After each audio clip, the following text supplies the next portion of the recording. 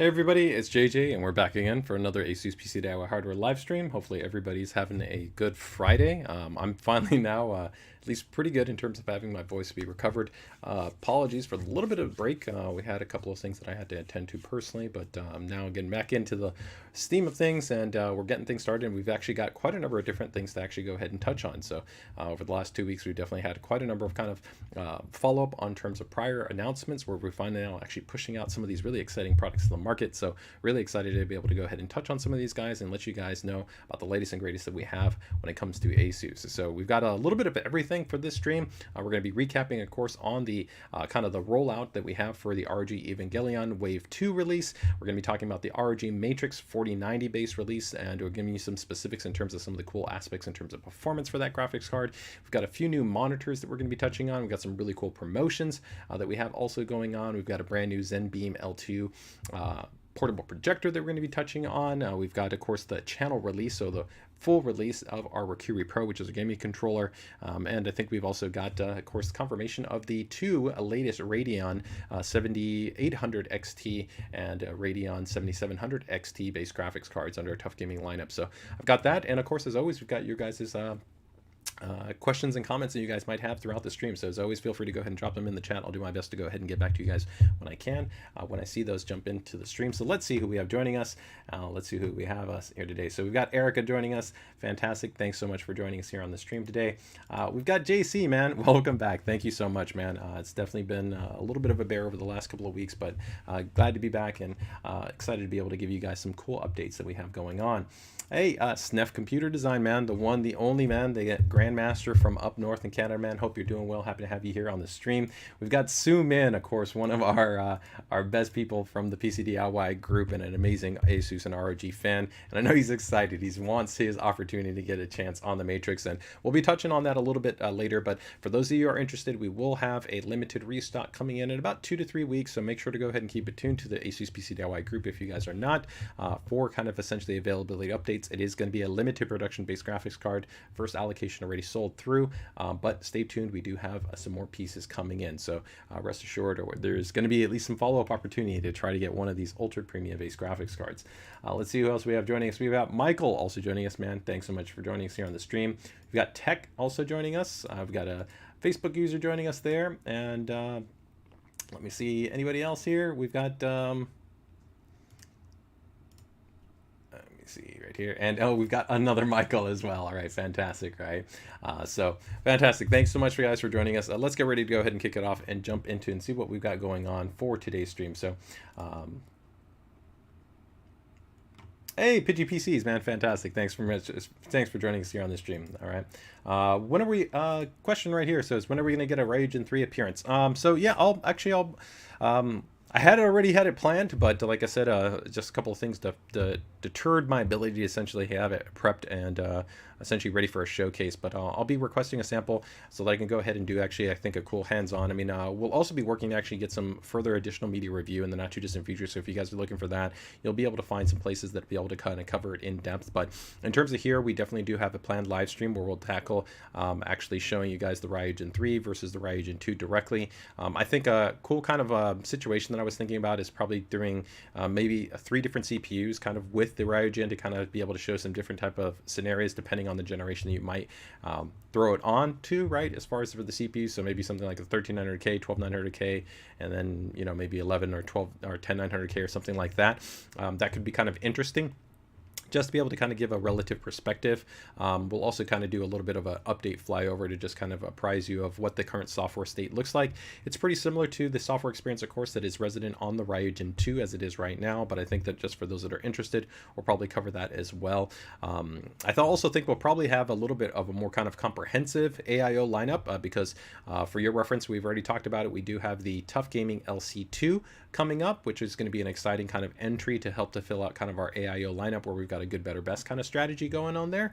And so we'll probably maybe look to do a focused live stream that'll include the TUF Gaming LC, then the RYUJIN, and we may even look to include maybe the Strix LC 3. So there is actually a forthcoming LC3, but that's still a bit whiles off. So I'll kind of figure out what the timing works like, but for sure we'll have something dedicated on the RYUJIN 3, hopefully in the next month. So make sure to keep it tuned, and feel free to let me know if you have something specifically you want to see covered in that stream for the RYUJIN 3. Let me know. We do have already, of course, a pre-existing stream where I did go ahead and touch on pretty much all of the aspects regarding the RYUJIN 3, how it differs between the RYUJIN 2, so all essentially the upgrade elements, but we will have like a hands-on performance kind of showcase and kind of real world kind of setup so that you can actually see how it is. Okay, all right.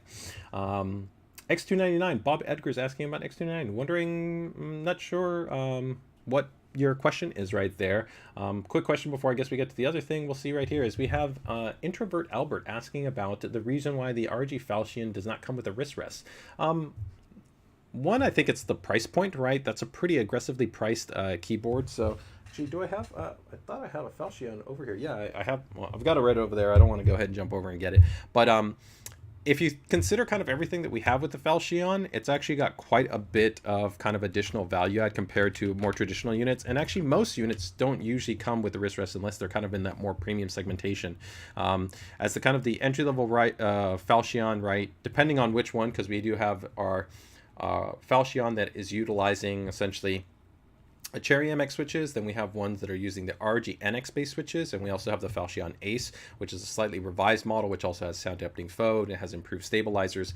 But if we actually take a look at the kind of the core design elements, there's a lot that we've kind of baked in there, and I think our focus was prioritizing that and allowing users to kind of go with whatever wrist rest solution they want if they wanted to, but maximizing I think the included kind of elements that would be inherent to the keyboard. So if we take a look right here at the Falchion, right, so some of the things that you're going to have inherently included, right, that would be more difficult to kind of add on easily, right, and that do add inherent costs would be things like the integrated touch dial. So that gives you that ability to have customization for macro support if you want to have different options essentially for that kind of that slider or for the tapping functionality. That's pretty cool.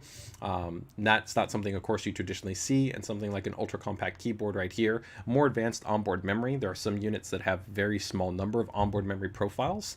This is also a dual based unit. Some of the more cost kind of aggressive models might only be just wireless, and they might not even be wired. So this is of course a low latency 2.4 gigahertz wireless, and it has USB-C connectivity.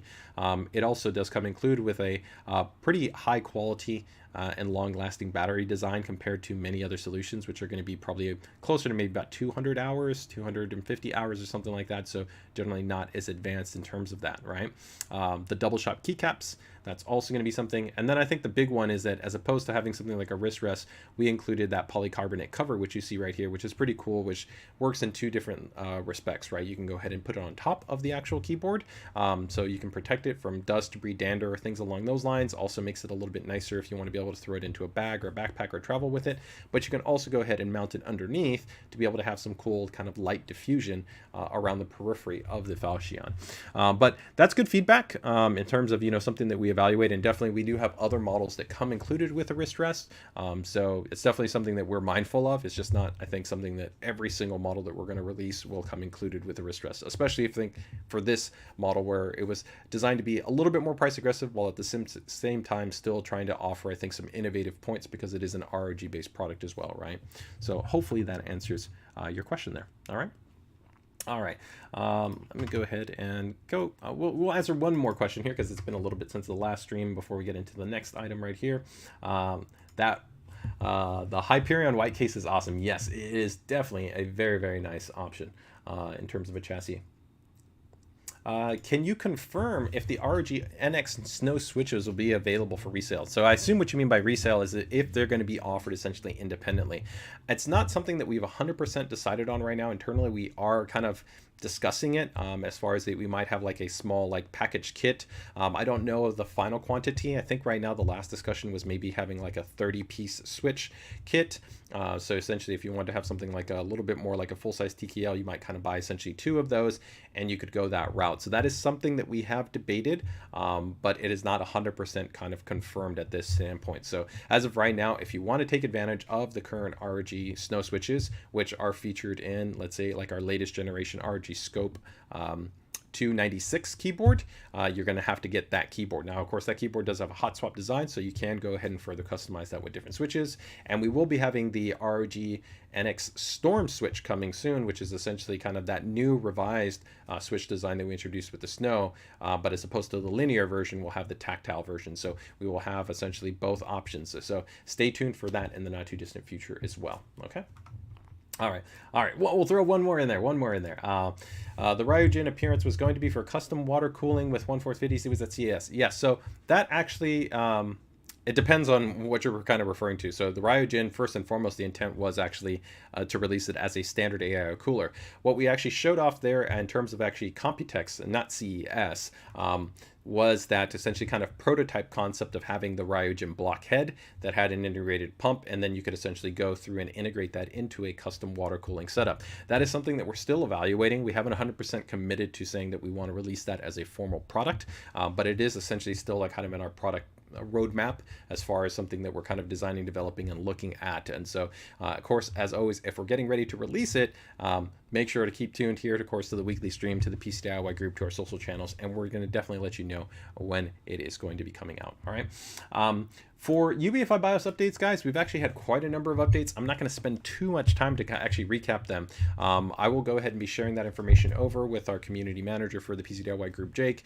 He'll have that posted up I think probably Monday. I don't think we'll probably get it up this weekend, just because, like I said, we'll be recapping maybe the last couple of weeks. For the most part, there's nothing super critical. It is a kind of continuation of something I already previously talked about, I think in maybe the last stream or the stream before that, which is, I think, the most probably important one outside of some security mitigation updates that got released for a number of Intel-based platforms, is going to be for AM5 users. So with the latest generation AMD AGESA that got released for AM5-based motherboards, so this would be for like X670, X670E, B650, B650E, boards like that. That new AGESA helped to essentially enable higher performing DRAM divider support. What I mean by DRAM divider support essentially just means higher speed memory is essentially now has a higher percentage of success in terms of being able to be realized on this platform. Now, it doesn't fundamentally change the overall kind of target sweet spot in terms of not only success rate, but also in terms of overall kind of optimal efficiency and also price consideration, that I think that for most users, if you are going to break the standard DRAM divider policy defined by AMD, which, if you're not aware what that number is, you can always look that up. So I will show you how to look that up if you're interested. I've talked about this in the past, guys. It's very easy. This is actually something that is internally referred to as the port table. Both Intel and AMD do have this corresponding port table information. So let me go ahead and just bring this up. If you were to go ahead and search for the CPU on the corresponding manufacturer's website, you'll see that information. So right here, if I just bring up like Ryzen 7 7700X, you can go to the specifications page, you can scroll down, and you can see what's referred to as the port table. And the port table right here tells you, depending on the actual rank, the memory rank, and the population, right? So essentially 2x1, which would be 2 DIMMs by single rank, the maximum speed supported is 5200. Now that's the official speed. Anything outside of that is an overclocked based parameter. We do support overclocking, of course, and the success rate can be pretty high for most CPUs in terms of being able to hit 6000 MT. So I still think for most users, that's going to be where they're going to want to target.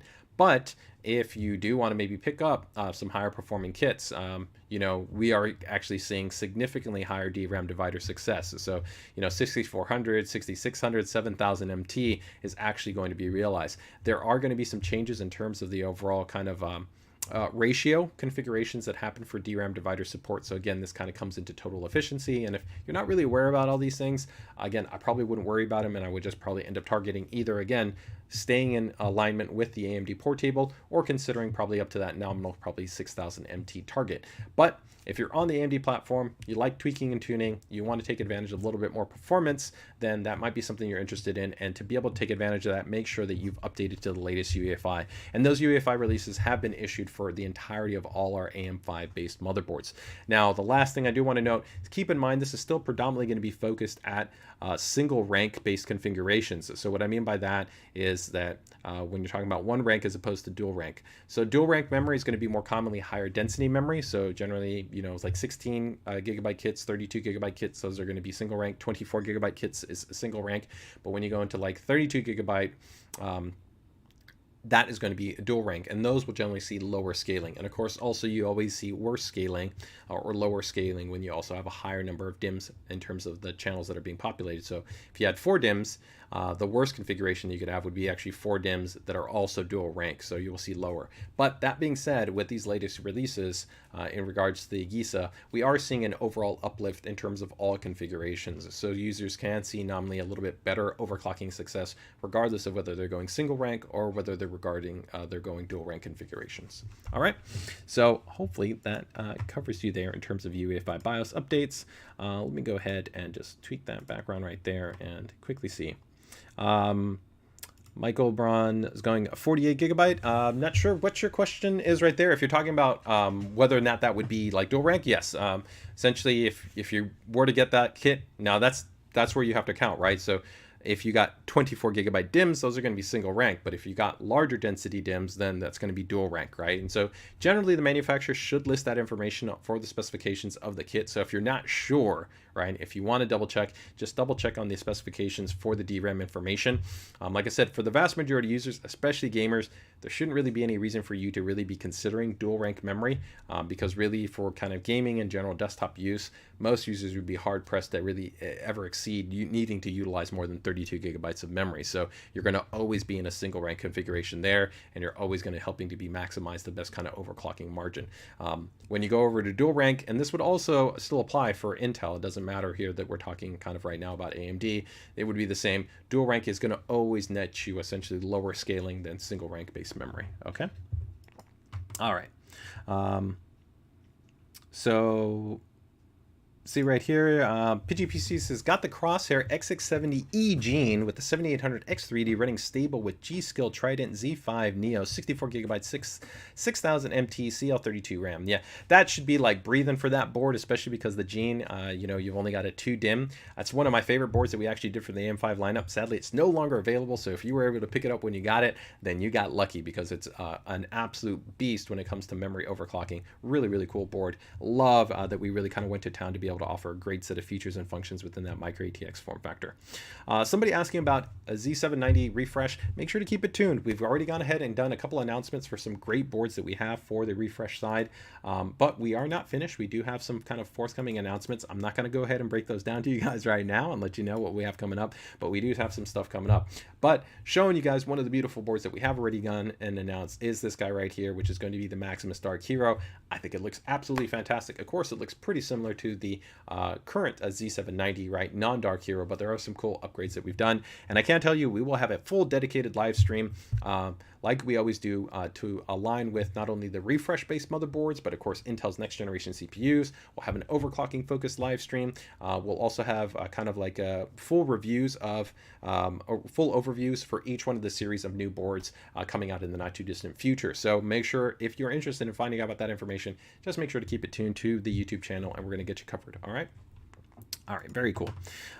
So let's go ahead and jump into the next updates. All right, so I think the first thing, I think probably a lot of people are probably pretty excited about the Matrix. So let's go ahead. Actually, I'm going to do Evangelion first, and then we're going to do the Matrix. But keeping with a little bit of the Matrix before we get into Evangelion, I do want to let you guys know about actually that we do have a giveaway opportunity. Well, it's a charity auction, right? So it gives you the opportunity that if you contribute to a great cause, you have the opportunity to actually win something. So correction, it's not a giveaway, it's a charity auction, but we do have this going on. So this is in coordination with Make-A-Wish International. It's actually been signed by Jensen. So if you guys know who Jensen is, he of course is the CEO from NVIDIA. So we actually have a special edition Matrix that has been actually signed. So already the Matrix is pretty special edition because it's an ultra limited production based super premium GPU. It's the fastest RTX 4090 that's out there on the market, featuring of course some really impressive and cool design elements like the world's first graphics cards with liquid metal for the actual thermal interface on there. And you are going to actually have the opportunity to be able to win this if you're part of the charity auction, and all those proceeds are going to be going to the Make-A-Wish International Foundation. So I will go ahead and drop a link in the chat for you guys if you are interested in checking that out. So give me 1 second. I will go ahead and drop that link in there, and best of luck to you guys if you do contribute to that, and thank you for contributing to a great cause if you do. Okay, so let me go ahead and bring this up here, and I will drop this in the chat for reference for this link here. So give me 1 second here. There we go. All right.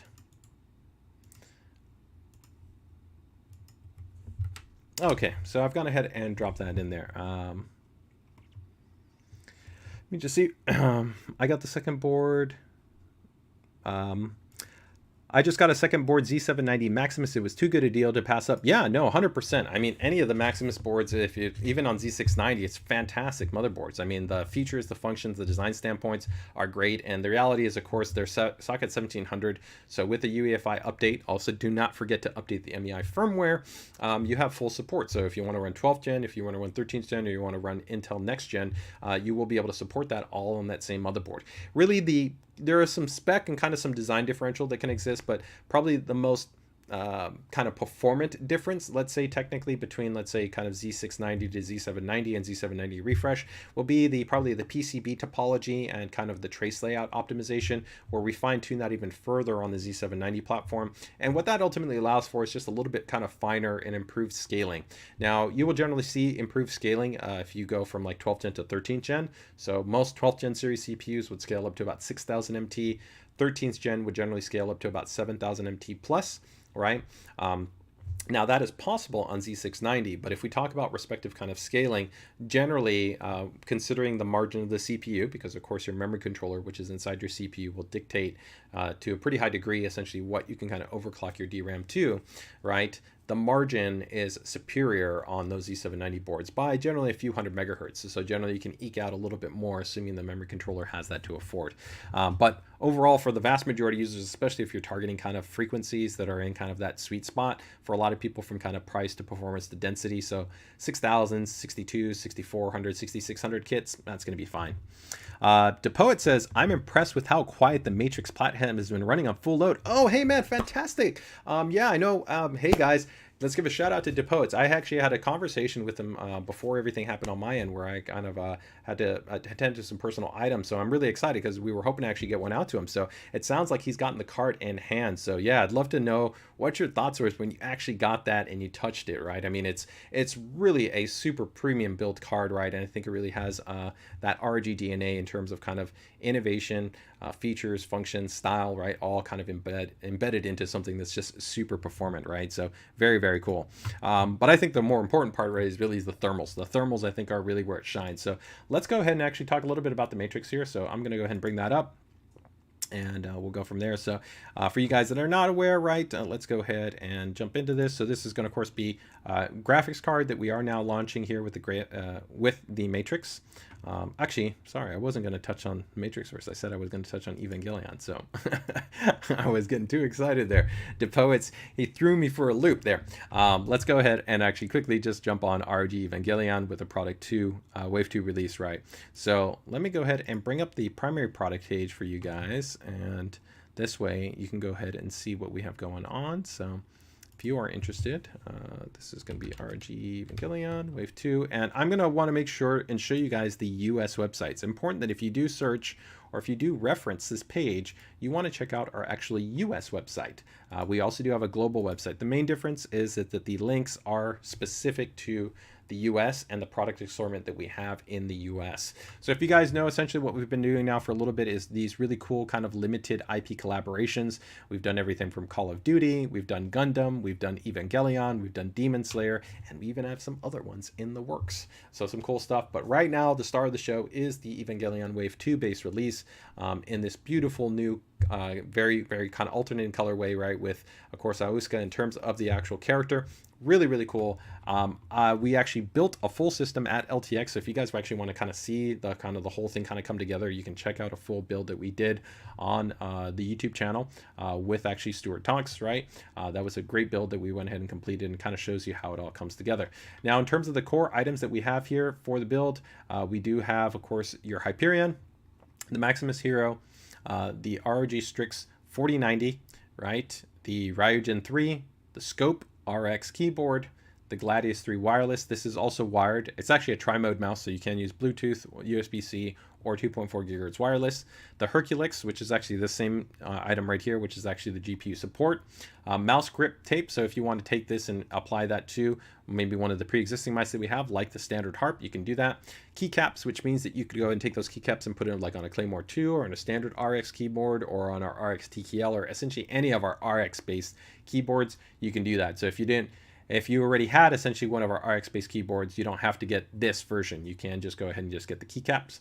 The Scabbard 2, which is our full-size desk mat, and then the Platinum Thor P2 version, okay, 1000 watt. So that covers the entirety. The only model essentially from the lineup that we don't have in North America that you will see globally will be the Evangelion Wave 2 monitor, okay? So that is going to be kind of a one difference right there, is that you will not see a monitor. So now let's quickly go ahead and just touch on the actual products that have gone ahead and actually started to be released in terms of the channel availability. So we have pretty much already pushed out the first wave release, and right now we're getting ready to start pushing out the second wave release, which will predominantly include the peripherals. So let's go ahead and go through these items right here, and we'll kind of just go through and highlight some of these kind of items as a whole, show you some cool photos right here of just kind of how it comes together. So let me go ahead and just bring this up.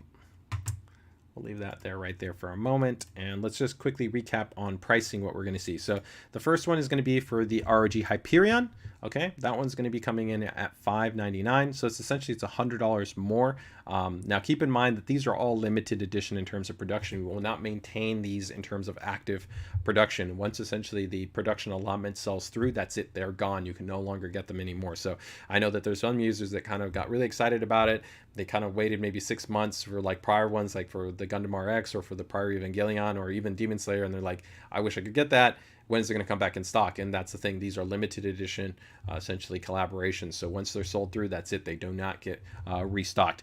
Now, that doesn't mean that right now for this initial period, we won't have some restocking, right? Because we have already initially sold out of the first wave allocation of some of the items. So they will get restocked. But in terms of kind of like probably like 6 months from now, I would assume probably the vast majority, if not all of our inventory, will pretty much all be sold through. So just keep that in mind. For the motherboard, it's going to be the ROG MAXIMUS Z790 Hero, and that's going to be coming in at $699. For the graphics card, we're coming in at $22.99. For the RYUJIN 3, we're coming in at $399. For the ROG Strix Scope RX, that's going to be at $150. For the ROG Gladius 3 AimPoint, now keep in mind that is a wired and wireless based mouse. That's $120. The Herculx is coming in at $50. The keycap set is coming in at $50. The HARPE Ace grip tape is coming in at $35. And then the Thor power supply is coming in at $410. Okay, so that is going to be all of the items pretty much to date that we have gone ahead and now pushed out. The peripherals are pretty much in that second wave that we just started pushing out pretty much this week. So you start to probably see them popping up, next week and kind of following from there. And you'll see, like I said, consistent refreshing right there. Take advantage of things like our notification system on our ASUS store if you want to find out when essentially we have the product listings back in stock, and we can kind of go from there from availability. The only item that you do see that isn't listed as of there yet is going to be the Scabbard. So the Scabbard is going to be that desk mat, so that will be coming in shortly. Otherwise, that will fill out the remainder of the Evangelion base release. So that pretty much takes it. And just to kind of give you an idea of kind of how that all comes together, let's take a look at some really cool photos right here from eMark, which is actually a system builder who actually put together a Wave 2 based system. But again, you guys could check this out if you head over to our PCDIY, to our ASUS North America YouTube channel. You can actually see this. So go ahead and do this.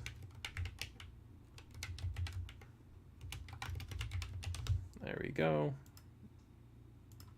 And let's go ahead and just take a little bit of a look at kind of how it all comes together. So here we can see the Gladius 3. I love the Gladius 3. It's one of my favorite mice. I think it's a great balance for people that have larger hands, for medium-sized hands.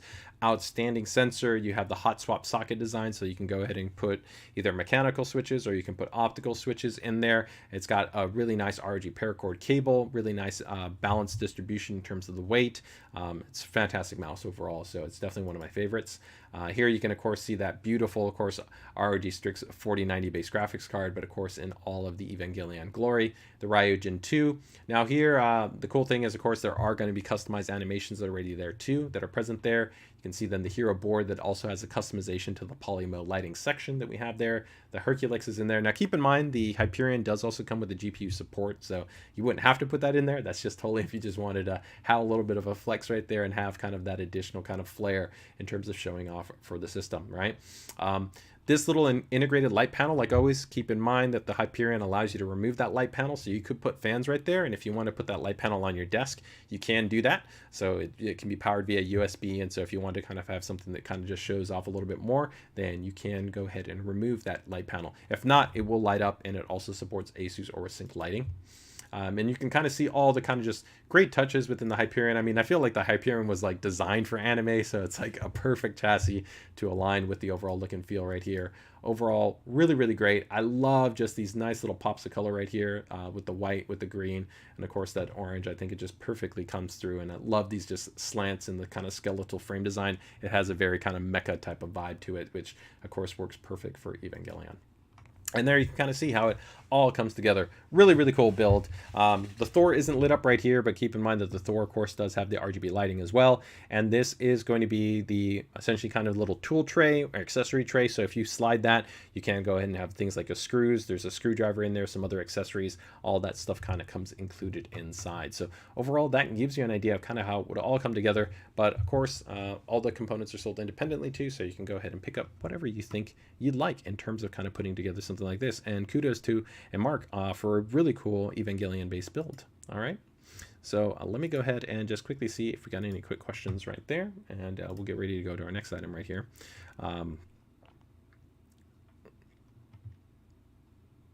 So Matthew goes, very nice graphics card. Yeah, very, very cool. Depotes notes, yeah, I have it set up in my test bed right now. Very, very cool, right? Oh, this is cool. It goes, I saw Depote's video. It makes me want to do some science on the Matrix, right? Yeah, pretty sweet. Johnny notes, Evo 2, it's nice ones. Yeah, pretty sweet. PGPC says, got the Z790 Evo 2 motherboard already, using it as a platform. All right, personal build, man, fantastic. Very, very cool. Yeah. Let me go ahead and see. Where do we purchase them in the UK for Evo 2? I wish I could actually tell you. I'm sorry. For this stream, while we definitely know that we have international viewers, we love you guys are checking us out, whether it's from across the pond over in the UK or from Australia or Japan or Germany, whatever it might be. We can only provide you release information specifically for North America, so that's going to be for the US and for Canada. For your region, please reach out to ASUS UK on their social media channels, and they can confirm for you who might be the e-tailers. I don't know if that might be directly from like Scan or from other retailers that might be available in that specific region. Every region sometimes has a different product assortment as far as what they may carry respective to their region. To my knowledge, though, I believe the UK should be probably mirroring pretty close to, I think, what North America will be doing in terms of the assortment.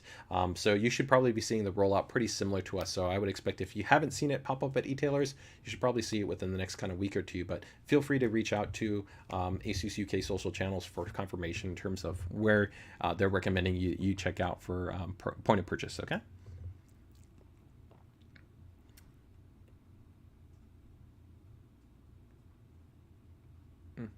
Let me see right there. ASUS GPUs. Oh, hey, Mr. Matt Lee, man, fantastic to have you here. Yeah, it's been a minute. Happy to have you here, man. Thanks so much, right? So let's go ahead and jump into the next part right here. So kind of staying in vibe with what we talked there about with the Hyperion. Let's go ahead and continue actually talking about the Hyperion, and then we're going to actually get into the Matrix. But just because we already talked about the Evangelion based Hyperion, let's go ahead and actually talk about the white Hyperion. So this is going to be for a new chassis. So of course the Hyperion is not new. We already of course have launched it. It's our flagship series chassis. So pretty much it goes the ROG Hyperion, the GR701, then we have the GX601, which is going to be the Helios chassis, which we've had out. We then of course have our specialized kind of mini ITX chassis with the Z11. We've got the AP201, which is our prime chassis. We have then TUF Gaming, which has the GT301. We have the GT502. right? So some great options right there. And we also will have upcoming the GT302, which I'm going to be really, really excited about. But the cool thing is I know a lot of people were asking that, of course, we did the Helios where we had kind of like a silver and white version, and then we had a black version. People were asking, are we going to do a white version for the Hyperion? And of course, we're now happy to note that yes, we will have that full white version, and it is pretty much getting ready to ship now. So you should be seeing it pop up in the not too distant future, probably within about the next 7 to 10 days. Probably first will be on the ASUS eStore, then followed up maybe by partners like Newegg, and then of course the broader channel probably within the next 10 to 30 days. So it will be coming in at a $499 price point. If you guys haven't seen it, here's just an example of course, this beautiful, of course, Hyperion base setup, essentially how you could put this all together if you're somebody that's looking for that really bold, bright, dynamic kind of look and feel. If you want some white themed ecosystem, we're definitely going to have you covered. Where especially with ROG, we've spent a lot of effort to pretty much offer a core component within that lineup under white, so you can go ahead and easily kind of mix the components. Now, I'm not somebody that always feels you have to take every component and have it in white. I actually like sometimes having the contrast of having something have a little bit of black and adding a little bit of contrast and flair to that.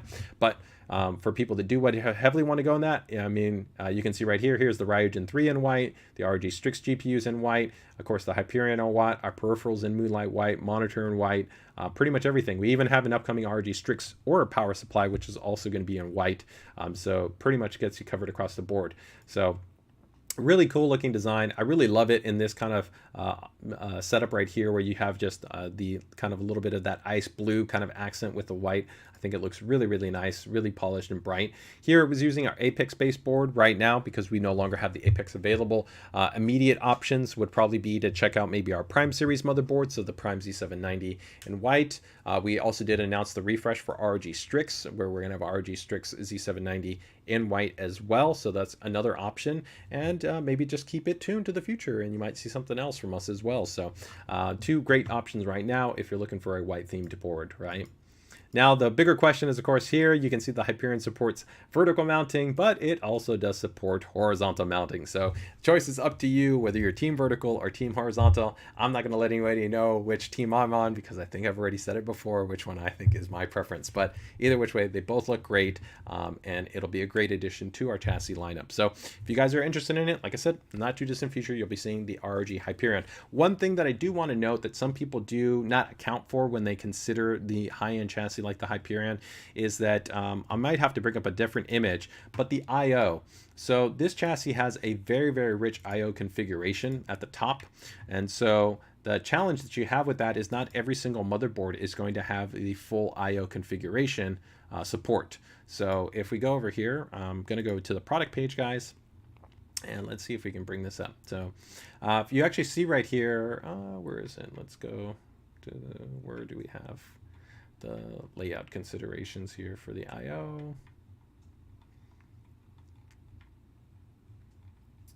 Okay, so here you guys can see this is the front I/O. Most chassis generally have just this. They just have usually two USB-A ports and then a USB-C port, possibly. Or they might just have two A ports. They could have an A port and a C port, but they won't have what we have here, which is essentially 6 front ports, right? So 4 type A and 2 type C. Okay, your motherboard is going to need to have essentially dual internal USB-C headers to be able to actually have both of these. This chassis also supports dual 20 gigabits. Most chassis are not fully rated for 20 gigabits. Most are rated for 5 or 10 gigabits. So you do also want to make sure that if you want fully to take advantage of the 20 gigabits, the board that you put in does ideally need to have at least a Gen 2 by 2 output, right? And the board has to actually be spec'd for that. If not, you won't actually get the full bandwidth. Same thing for this. For the Type A connectors, most motherboards will generally only have one essentially internal legacy USB 3 header. They will not have dual. We do have, though, motherboards that we've produced, especially like in our ROG Crosshair and our MAXIMUS series, that have had dual front USB 3, but not all of them do. So an example is like on the Hero, it didn't, and then on the Formula we did, where we would actually have like dual headers. Now, if you buy a board and you get it all set up, it's not like nothing will work. It's just you'll essentially have these ports not connected. And the only other way to essentially power those ports is you would have to put in like a PCI add-in card that has an internal header. So just be mindful of that. I've seen some people that get confused by like, hey, why do I have these extra ports, but I don't have something to connect to on my motherboard? So you do have to keep that in mind, okay? All right, so that takes care of the Hyperion. Let me quickly see if we have any quick questions on the Hyperion. Top 3 entertainment, man. As a content creator, I love more USB ports. Yeah, I agree. I really like actually having front USB ports, but it's interesting in our polling. I'd like to know. Let me guys know. Let me know in the chat. Do you use the front ports or do you use the rear ports? In our last poll that we did, which was pretty comprehensive, it was close to about 50% of users that didn't use the front ports at all, or maybe just used one port, or they wouldn't even connect the cable because they didn't want to have internal kind of cable, mess, right, running from that front panel to the actual internal headers on the motherboard. So it is interesting because I find that kind of you're either on that team that you really like the front connectors or you don't like the front connectors. And that's always a challenge for us when we're designing the spec on the motherboard as well, right?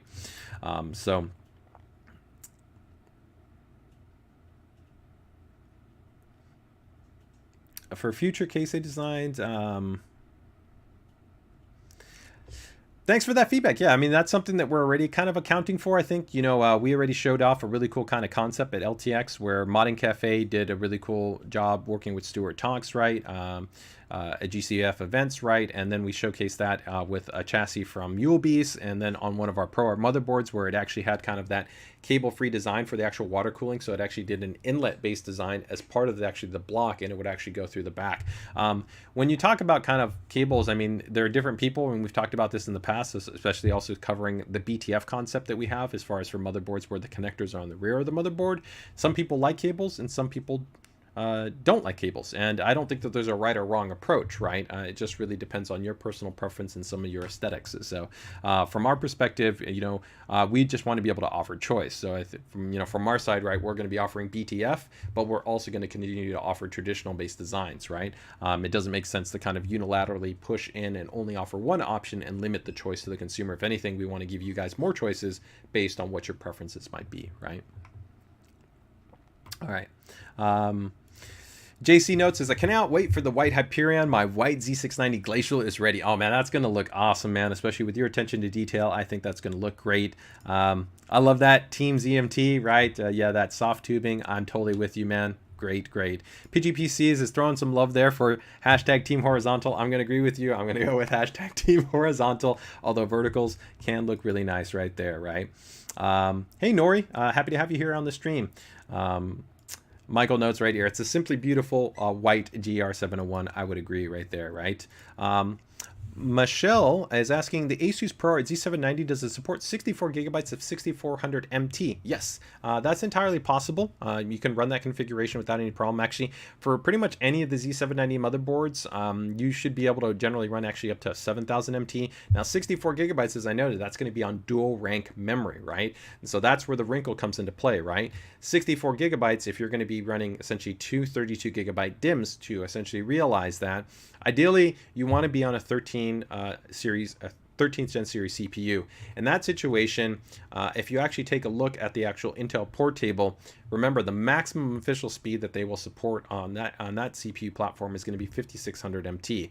So anything beyond that is an overclock. So the overclocking margin is very healthy. Like I said, for single rank memory, on dual rank memory, it begins to go down. But if you're going to keep two DIMMs, I'd say you have a pretty reasonable success. It's not a guarantee though. I would probably say you're going to nominally be probably in that range of about 65 to 70%. So there could be about a 30% likelihood that you may not be able to run that divider and you might have to drop that. And what I mean by dropping it is you might have to manually set it. So you would load the profile, it wouldn't ultimately be stable, and you might have to drop that down to maybe like 6200 MT.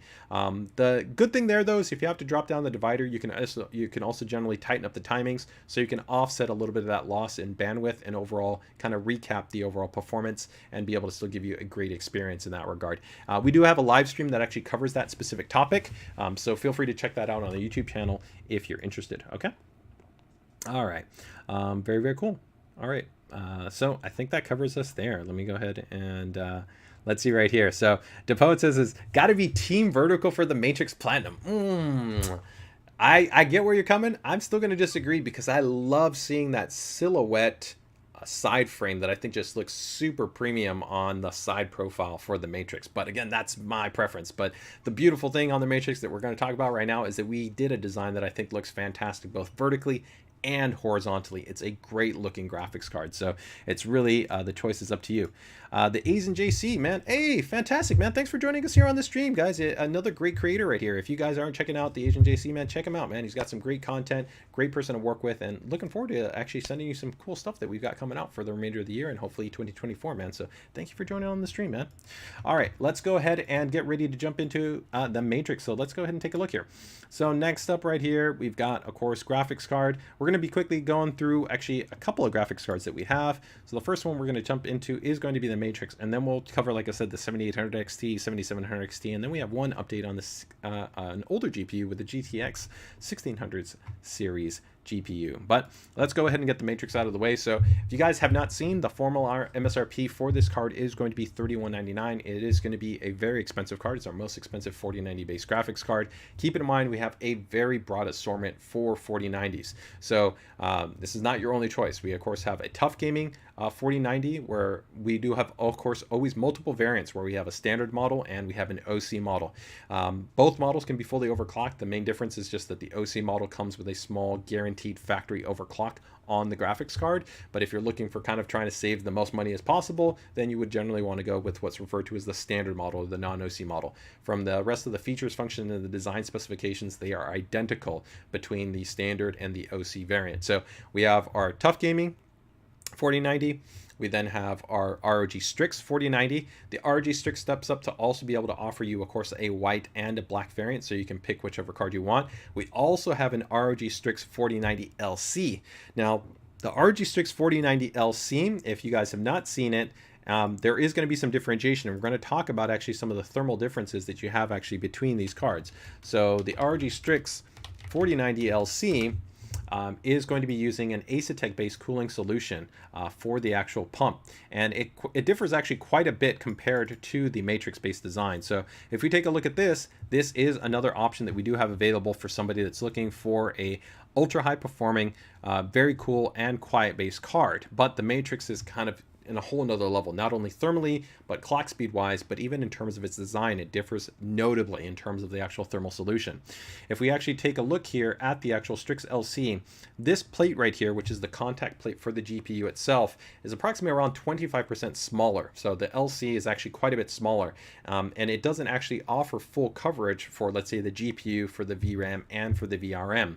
So in the Strix LC design, what we actually end up having to do is we have to have a supplemental kind of heatsink assembly and assistant cooling design on there. So that's the reason why you actually have this large plate, and this plate helps to actually cover the memory and the VRM.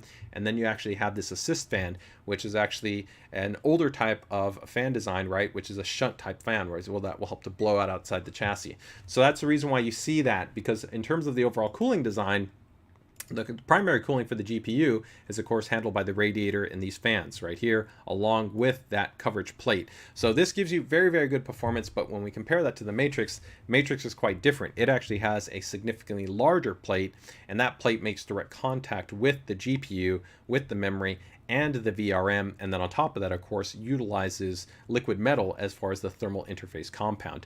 So that is going to essentially be kind of that hierarchy where, again, we've got the TUF Gaming, we have the ROG Strix, we have the ROG Strix LC, and then we've got the ROG Matrix.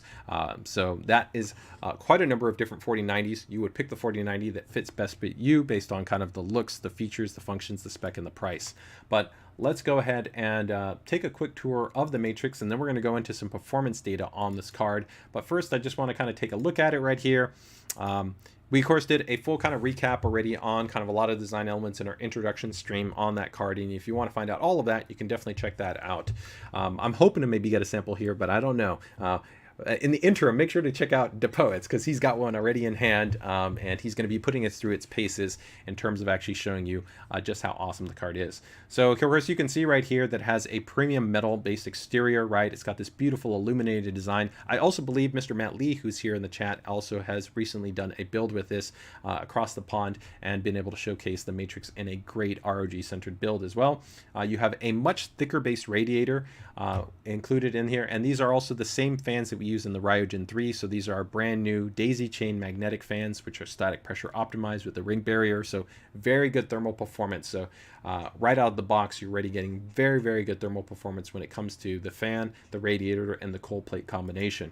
Now, here's a couple of shots just to give you some context of how it looks like without any type of RGB lighting. You can really see kind of that premium fit and finish in the material choices that we've done right here, which really have an elevated look compared to the all metal design. Because keep in mind that even if you bought the TUF gaming card, it's still an ultra premium card, because the entire shroud, even compared to some competitors which have plastic within their shrouds, the TUF gaming is all metal. The ROG Strix is all metal, and here you're also utilizing metal. It's just a different presentation in terms of how we're milling it out, and I think it looks fantastic. It really helps to elevate, and I think it really complements the look of our higher end ROG Maximus and Crosshair series based motherboards. Now, one thing that you would want to keep in mind in terms of the chassis, because of the thicker radiator, you do want to try to account for what's called the top Z height. So if you do want to put this in some situations, if you're not accounting for the Z height, or essentially the amount of top spacing that you have, the radiator with the fan combination could be essentially too much to where it actually could impact with the top of your VRM heatsink. So ideally, this is really going to be best suited for chassis that are going to be large enough that you have enough spacing at the top of your chassis to fit in that larger radiator along with those fans. So do keep that in mind. Compared to many AIOs, which a lot of AIOs are going to be using somewhere between like 24, 25, 27 millimeters, something like that. Having a thicker radiator, right, you're just going to be eating more of that space, right? And so that is something that you do want to account for if you are factoring putting in a matrix into your build, okay? Now, if we take a look at the kind of the exploded view and kind of the design here of the matrix, here's we can start to see where a lot of this specialized customization is come into play. So here you can actually see the GPU bonding that we use, which is a special actually production enhancement as part of our ASUS Auto Extreme production process. We actually have the specialized barrier and the protective film. That's all to help to ensure, of course, that the thermal compound material, right, that liquid metal, doesn't actually, of course, get out and doesn't damage any of the surrounding area. Now, technically, we are not recommending that you attempt to disassemble this card. Technically, it is possible. You could even actually replace and put thermal compound of your choosing, but it would be worse in performance. We know this. We've actually tested it, and I'm going to give you actually some performance data in terms of how this compares to like our Strix 4090 or LC and then the Matrix card. And we have a noticeable temperature improvement between, let's say, the Matrix with the liquid metal and this type of thermal design compared to even the very, very performant ROG Strix 4090 design. Now, when we took a look at the LC, you could see actually how much larger this plate is, right? And you can see how this makes contact with the GPU and the memory and the VRM. And so that's quite different than, like I said, that design that we showed on the LC, where the LC is pretty much just covering that GPU, and then you have that supplemental, essentially kind of heatsink that then helps to cover the memory and also covers the corresponding VRM assembly. VRM assembly is going to be comparable, very similar to what we have already in the ultra premium design that's on the ROG Strix. That is already an upgrade compared to like the FE type 4090. So the standard FE 4090 is a 20+3 power delivery design. Here we're at 24+4 base power delivery design, along with, of course, very performant like 15K rated capacitors. For your reference, most graphics cards are generally using 5K rated capacitors. So these are going to be 3 times, right, the rated lifespan, along with other kind of performance benefits, along with the specialized layout. But there's some really cool stuff that I'll talk about in terms of the software that's also not directly visible on some hardware design stuff that we've done here. This also cooling solution is a non-traditional cooling solution. It's larger, higher performance, has a larger flow rate, higher flow rate, excuse me, which also yields, of course, better performance. And here you can kind of just get a different kind of exploded view perspective in terms of how it works, okay? That beautiful PCB and, of course, that protective film design ultimately helping to make sure that we have a great experience right there, right? There's that beautiful cold plate. And this is that design, like I said, from the side profile. I really love that. I think it just looks super clean, really, really nice and modern and finished. I love just that subtle lighting illumination right there. And right there, you've also got, of course, the dual BIOS design. So you still have the Q mode and the P mode, and then you've got your 12-volt high power connector. Now, one really cool thing that is on the Matrix that we hadn't talked about in our original live stream is that the Matrix also introduces a very cool new feature in terms of advancing the PCI power monitoring. So traditionally, our TUF gaming graphics card has offered a design that when you essentially connect to the 12 volt high power connector, it essentially is kind of just like an on or off kind of detection. It helps to just let you know if there's power that's present. When we moved over to the ROG Strix design, the ROG Strix design actually has like a power monitoring plus type specification. So the benefit on the Strix card is that essentially it can help to monitor essentially deviation in terms of the input. So if we see that it's actually out of ATX compliance, which is approximately about 10%, the LEDs on the card will illuminate. This helps to kind of give you some visibility that maybe there could be an issue with the fitment of the cable. Maybe there's some variability in the quality of your power supply, or at least the output quality of the power supply. It doesn't inherently mean that it's bad or that it's failing. Could just mean that the power supply is operating a little bit out in terms of that deviance, right? But here for this design, it's to a whole next level. We can actually monitor individual rail information, right, and voltage information actually per each one of the pins, and you can get a really cool readout. So you really have the most kind of advanced information regarding kind of the power that's coming into your graphics card, and you can see this all displayed to you within the GPU Tweak utility. So if you really kind of care about making sure that everything's working exactly the way it should, you can actually have a full readout of that information along with GPU temperature information and more advanced readout information for other thermal zones that are actually on the card. So this is pretty cool. And this actually mirrors some of the advanced stuff that we've done in the past with other ROG matrix-based graphics cards. Okay, so let's go ahead and take a look here at that GPU Tweak UI interface, and then we're going to go ahead and talk about some of the numbers, and then I will jump in to the chat and see if we have any questions right there. So give me 1 second. But I want to quickly show you guys the software UI here. So I do think we have it up here on the product page. So let's go ahead over here. And this is where I was talking about, guys, where we have this kind of protective barrier and the UV resin. This is actually something that we originally developed in the design and development of our laptops when we introduced liquid metal. So that's kind of where we've ported over a lot of the learnings that we took from our kind of production processes there and implemented that in here into the graphics card, right? So here's the cool thing here with the GPU Tweak utility. You can see that one, you have this thermal map. So the thermal map will provide you actually real-time hardware-based readout information there of actually the memory. You can see the VRM assembly, the GPU. So all that information is presented to you directly within the utility. You'll then also see right there the Power Detector Plus, which actually gives you that information actually on all the pins, right? And you can actually see the amperage information across all of the pins. There's actually then some kind of consolidated full readout data that is pretty cool that you can actually see sustained over time if you actually want to see that information. And of course, you have your full kind of comprehensive options in terms of kind of tweaking, tuning, and monitoring. So from fan controls to boost clocks to the VF tuner, right, to power target, you know, clock frequencies for the memory and for the GPU, all of that stuff can be tweaked and tuned. You can have customized profiles. I really love, probably my favorite feature of GPU Tweak, two things, is going to be probably the app profiling, which means you can conditionally set an overclock specific to different programs. So like I could have an overclock specific to Cyberpunk, which would be different than Forza, which would be different than Company Heroes. Or if I'm running on my desktop, it means I don't have to run any overclock at all. I can actually shift it and have the card operate at 100% stock. That gives me better power efficiency. It helps to reduce essentially any additional kind of voltage that I would be normally driving for a higher overclock. So that's a really cool feature that we have. And then a comparative log function is really cool, where if you save any data, you can actually bring in, import the log, and you can put that side by side to actually easily compare values from, let's say, one kind of profile to another profile. And that's something that you can't even do right now if you're using like a third-party utility like MSI Afterburn or something like that. So we spent a lot of time and effort to really, I think, offer a great comprehensive utility, which gives you a lot of value in terms of tweaking and tuning, but also exposes some of the really cool design elements that we have on the graphics card.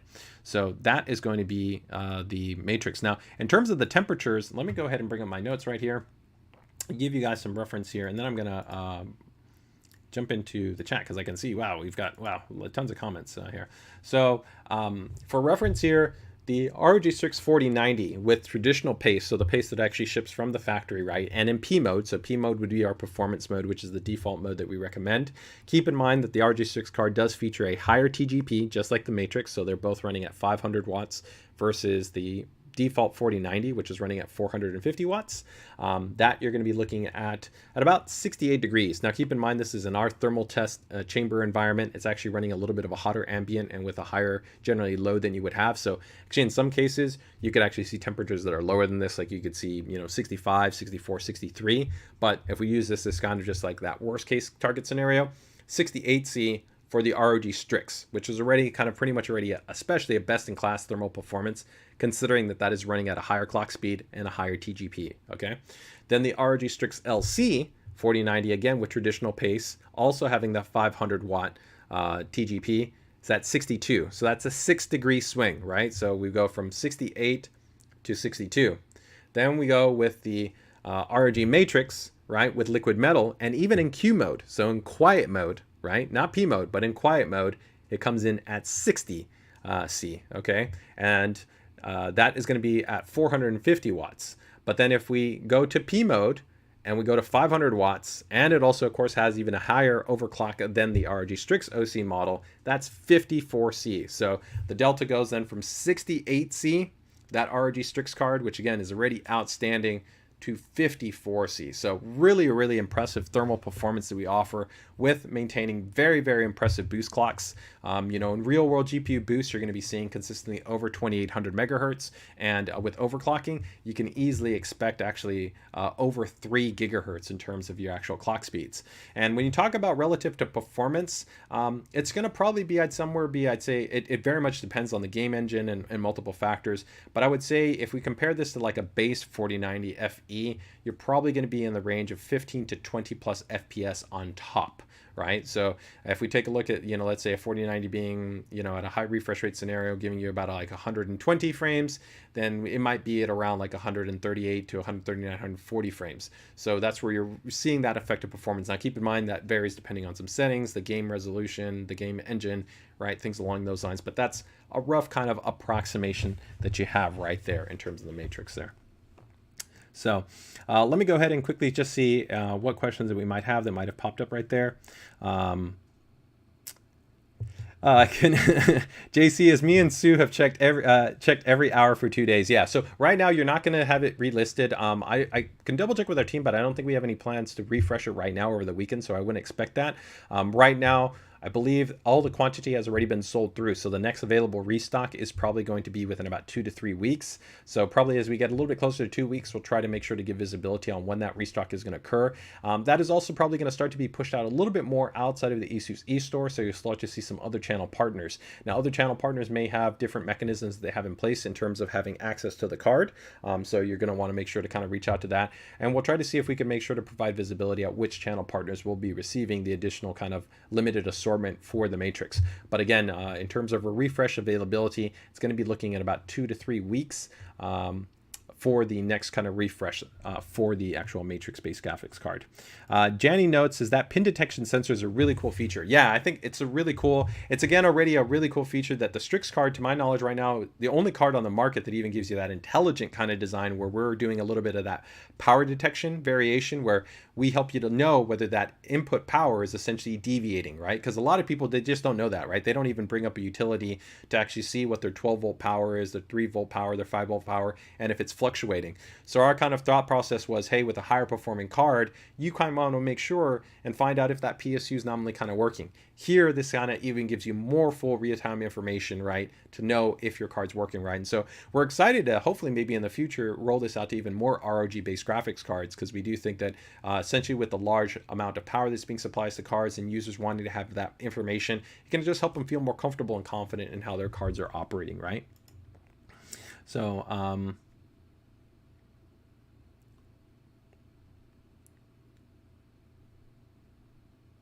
Gux TV is asking me about whether or not there's going to be a refresh for a next generation Apex. As I noted, I can't tell you anything else that we've already announced in terms of outside of what we've already announced for our Z790 refresh, but I can tell you that we do have some other motherboards planned. So with that, like I said, just make sure to keep it tuned. In the not too distant future, you will find out more about some of the refresh based motherboards that we're going to be having. So make sure to keep it tuned in that regard, but I can tell you that we're not done when it comes to the ROG lineup. So we have already gone ahead ahead and made announcements for the ROG Strix refresh and for the ROG MAXIMUS Dark Hero. And beyond that, make sure to go ahead and keep it tuned. All right. So let me go ahead and just see.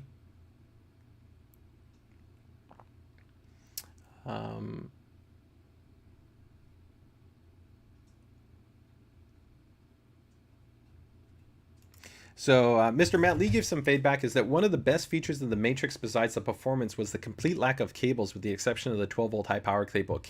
A clean install with no fan or ARGB headers from the RAD. Yeah, I would agree. It's done, I think, in a really, really great design. I mean, that's part of kind of that holistic vision of wanting to offer, I think, a really premium fit and finish.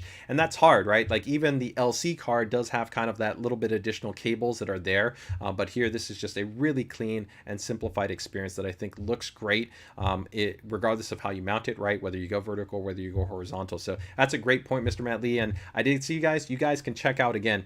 Check out DePoets, check out Mr. Matt Lee's content right there. They've both got hands-on experience with the Matrix and putting them actually hands-on and in a build, and they can really kind of give you that sense of what this card can offer. But again, Mr. Matt Lee has also taken a look at I think our entire lineup. He's looked at the TUF Gaming series. He's taken a look at the ROG Strix series, and I think he's also taken a look at the LC series. So he's kind of experienced all of our 4090 variants, and the reality is all of them offer a really high quality. They're premium, they're performance. So you can't go wrong really with any one of them. It just comes down to that really what we've tried to do is just offer our enthusiast choice. We had feedback from users that wanted to see something that was even more specialized, and some feedback on something that I haven't noted here, and I haven't seen a question here before we wrap out and going to our next item, is why did we design the Matrix to essentially not be end user serviceable? And that's a really good question. And part of the reason why is that we already kind of allowed that to happen with our TUF Gaming and our ROG Strix card.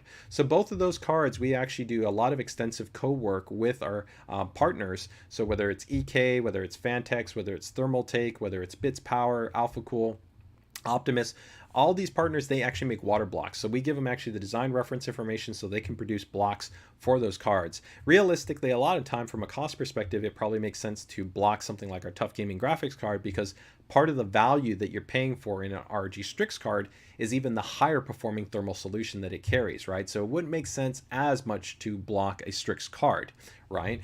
And so from our perspective, we're already offering kind of the enthusiast community, if you want to go really with that DIY route, the choice with a TUF Gaming or even an ROG Strix model. Now, part of the reason why we did not specifically want to do that with the Matrix is we wanted to really offer a more streamlined out-of-box experience where the user didn't have to worry about anything. Because the reality is, when going with a custom loop configuration, you then do have to account for, making sure to match kind of your pump, your block. There's also a maintenance consideration factor. And if you go with non-traditional types of coolants, especially with the very type of colored coolants, you'll find that there's a lot of varied feedback amongst users that sometimes have issues with coolants being stuck or kind of freezing up in their loop, and then having to go through the kind of the challenge of how do they clean that out easily, and all those variables. And that's not something that we wanted the user to have to kind of deal with. We wanted them ultimately to just have a pure plug and play high performant experience. So we don't see it as actually being a competitor to something like the custom water cooling solutions that we support with the TUF Gaming and the ROG Strix models. There, if you want to go the route and you want a wide range of the block choices, go with either one of those two cards and pick the block that you like the most.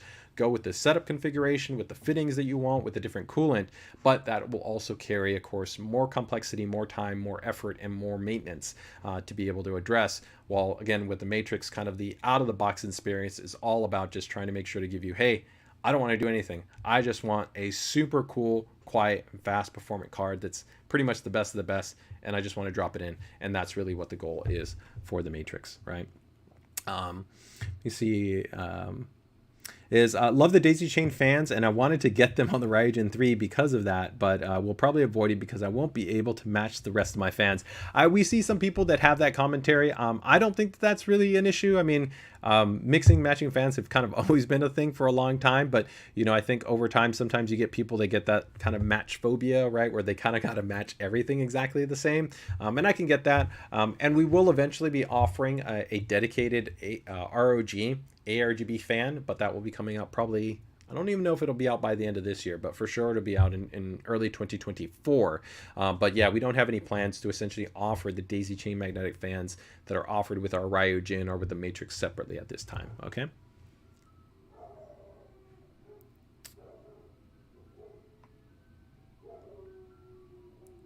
Let me go ahead and just see right there.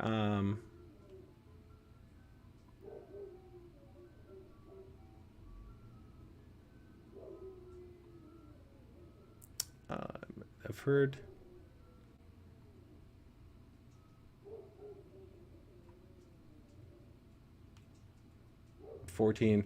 JC is going as what kind of pump design is on the Matrix? Wondering if existing G4.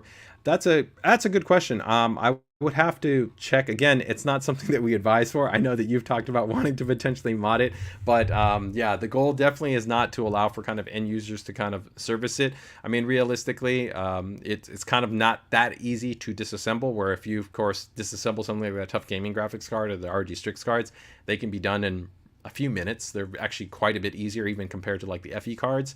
I would say it would take quite a bit of time to actually disassemble there. And then, like I said, you have the concern of the protective film material and the barrier design, right? Helping to actually maximize the overall kind of efficiency and the effectiveness, right, of the thermal implementation, right? So it's not something that we'd recommend, but I'll see if I can confirm those points and definitely follow up with you on that side.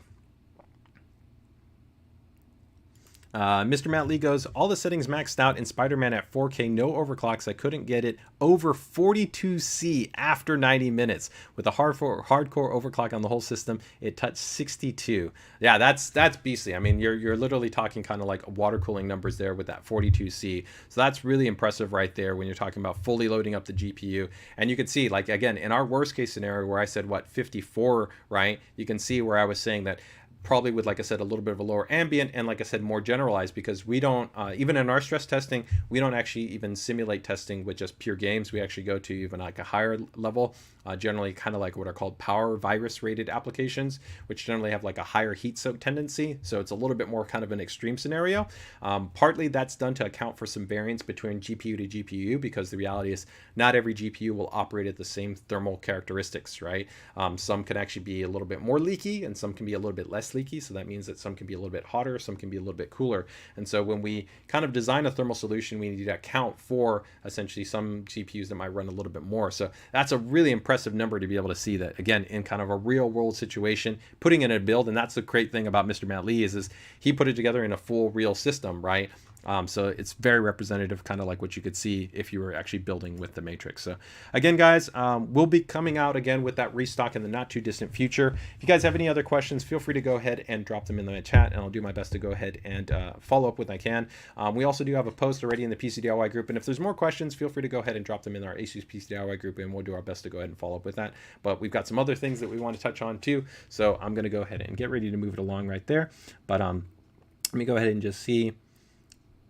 David James goes, hey, hello, JJ. Where are the new 14th gen Z790 MOBAs? Yeah, so we did already do a first look preview that talked about actually our recent updates. So we already covered there the new TUF Gaming Z790 board. We also talked about the ROG Strix updates, and then we also talked about the MAXIMUS, the Z790 Dark Hero. So those are the ones that we have gone ahead and announced. We have some additional actually boards that we have not yet actually announced as of yet that'll be coming out in a little bit not too distant future. So make sure to keep it tuned. Our refresh boards will be coming out, but of course keep in mind that right now any one of the Z690 and our current existing Z790 based motherboards will support next generation Intel based series CPUs with the UEFI BIOS update. We have gone ahead and already issued those UEFI BIOS updates as well.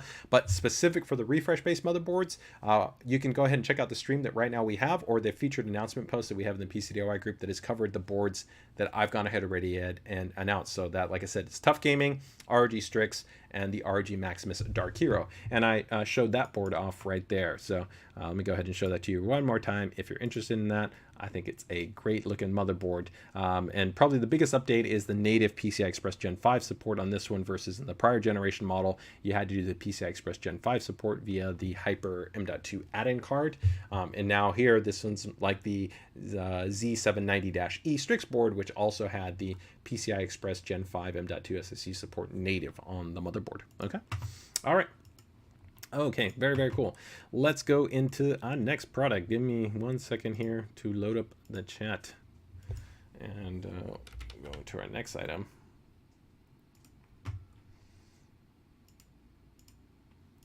All right.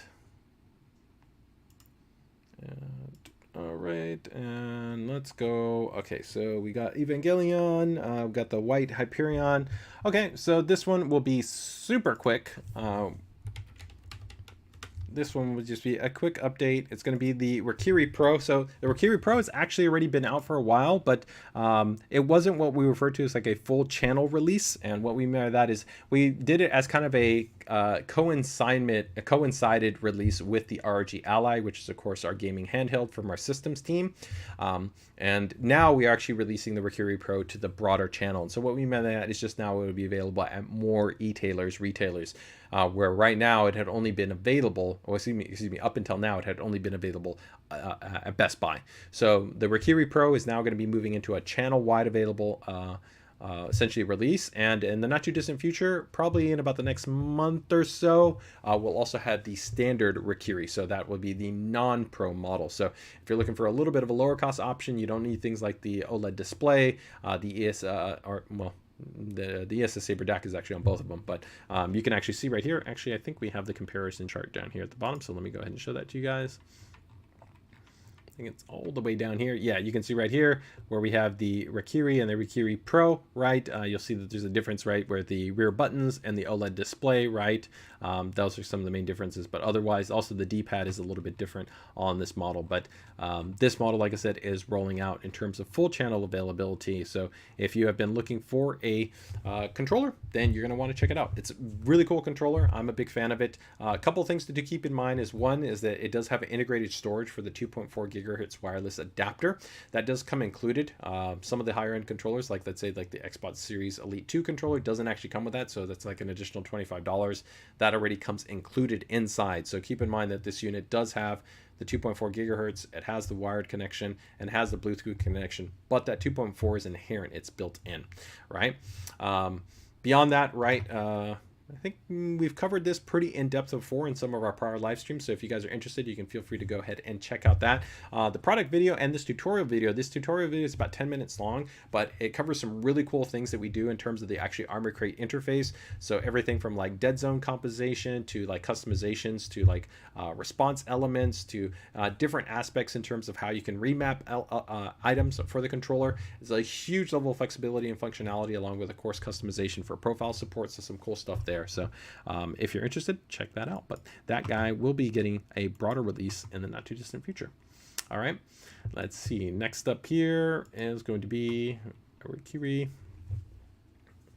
Let's go for the two graphics cards. Yeah, let's go with those two. So this one's going to be just a very basic update right here for the for the TUF Gaming. So let me see right here, 7800 and 7700. Yeah. So here we guys go. So let's go. 7800 XT is going to be coming in at 519. So this is the OC based variant, right? So that just means that there's a factory overclock. If you guys have seen pretty much any of our kind of current generation 40 series cards, it's very similar in terms of the overall ID design. It's a very cool, quiet, and compact graphics card. It's built using our Asus Auto Extreme production process. Has a really nice premium construction design where you've got metal in terms of the shroud and also in terms of the backplate. Do keep in mind that we do have a limited edition version of this also available in white. So if you do want a white version, this is the first time that we've offered a TUF Gaming based graphics card also available to you in white. So we have a white and we have the kind of the steel gray kind of black version available. So whichever one you have a preference for, you can go for. So this one will be coming in at 519, and then moving into the 7700 XT, right? That's going to pretty much look the same right there, and that's going to be coming in at 469. Now, one thing to keep in mind, some people incorrectly, they think that the dimensions are the same between like the biggest like graphics cards that we have. So they sometimes look at like the 4090 TUF Gaming and they think it's just the same exact cooler shroud design and it's been put on there. That's not the case. The actual cooler and the shroud, everything is matched actually to the GPU in terms of its alignment. So if you're always wondering about the specifications, make sure to go to the tech specs. And you can scroll down here to the bottom and you can actually check the information right here. So you can actually see this is quite a bit smaller. I think like the 4090 Strix is actually, it's quite a bit more. It's like in terms of the actual slot configuration, where we have cards that are like, 3.6 slot design. Right here you can see this is just about a 3 slot based card, right? And then it's a 2x8 pin design in terms of the power. So just keep that in mind. So 7700 and the 7800, they're pretty much both the same in that respect, right? So you can again see right here 2.96 and then 2x8. Okay, so if you're ever wondering about that, that's the easiest way to kind of check in terms of the actual dimensions information, is just go to the tech specs and you can cross-reference that information. Okay. All right. Very, very cool. Let me quickly see if we got any questions right there. Michael goes, hey JJ, is ASUS going to add more as than one Gen 5 M.2 slots on future motherboards? That really actually depends on the kind of the chipset specification. So on Intel, you're a little bit more limited, because the reality is that Intel doesn't have as many PCI Express lanes. So if you take a look at some of the AMD based boards that we have AMD boards that have multiple PCI Express M.2 based slots. Now for me, I think actually people overvalue this. The reality is that very few people need the super high bandwidth that's required for that. Direct storage is really only right now just starting to kind of occur, which could potentially start to utilize this. And so you really only need one volume that generally needs that. But the balancing act that you have to consider is that if you have multiple slots that would be Gen 5 mapped, you would have to then pull lanes away from the CPU, right? Because right now the CPU is the only place that we can give you Gen 5 lanes. So the CPU is providing to you essentially right now 16, right, that would be in that Gen 5 category, right? It's not natively provided by the chipset, because even the reserved by 4 that is made available from the CPU is a Gen 4 slot. So on Intel, at least, it gets quite a bit more complicated to really do more than one, because you would then start to really kind of hamper taking away more lanes from potentially the GPU. On AMD, it's made possible because AMD has a dual chipset based design. That's the reason why those boards actually even carry a little bit more of a premium. X670E and B650E have a dual chipset. That means you have more PCIe lanes that they're providing, which means that we can have more slots that are wired into a a Gen 5 based interface. The reality for me, though, is I think if you really care about high-speed storage and you want density, then you should actually probably consider either adapting an M.2 or even a PCIe slot to U.2 or U.3, as opposed to taking like 2 or 3 M.2 drives and stacking them on a board. I think it's actually much more practical, because you can get a, you can get a 16, you can get a 20, you can get a 24 terabyte, you can get a 30 terabyte U.2, U.3 drive in one single volume and only take up 4 PCI Express lanes. Well, if you try to do that with M.2, it's impossible. The biggest drive you can currently get is going to be 8 terabytes. So if you wanted a lot of storage, what you end up seeing is they stack like 3 drives, and now they have to take 3 separate PCI Express lanes allocations for each one of those drives. And so that becomes quite a bit more challenging to manage in terms of how you design a motherboard layout. But when we talk about the spec, definitely for PCI Gen 5 support, on the refresh models, we prioritize putting even more PCI Express Gen 5 support natively on motherboards for those models. So that is something that you have available. But as far as seeing more than that, no, you're generally going to be limited again by the platform, by the chipset, as far as what it can provide in terms of the numbers of those lanes, right?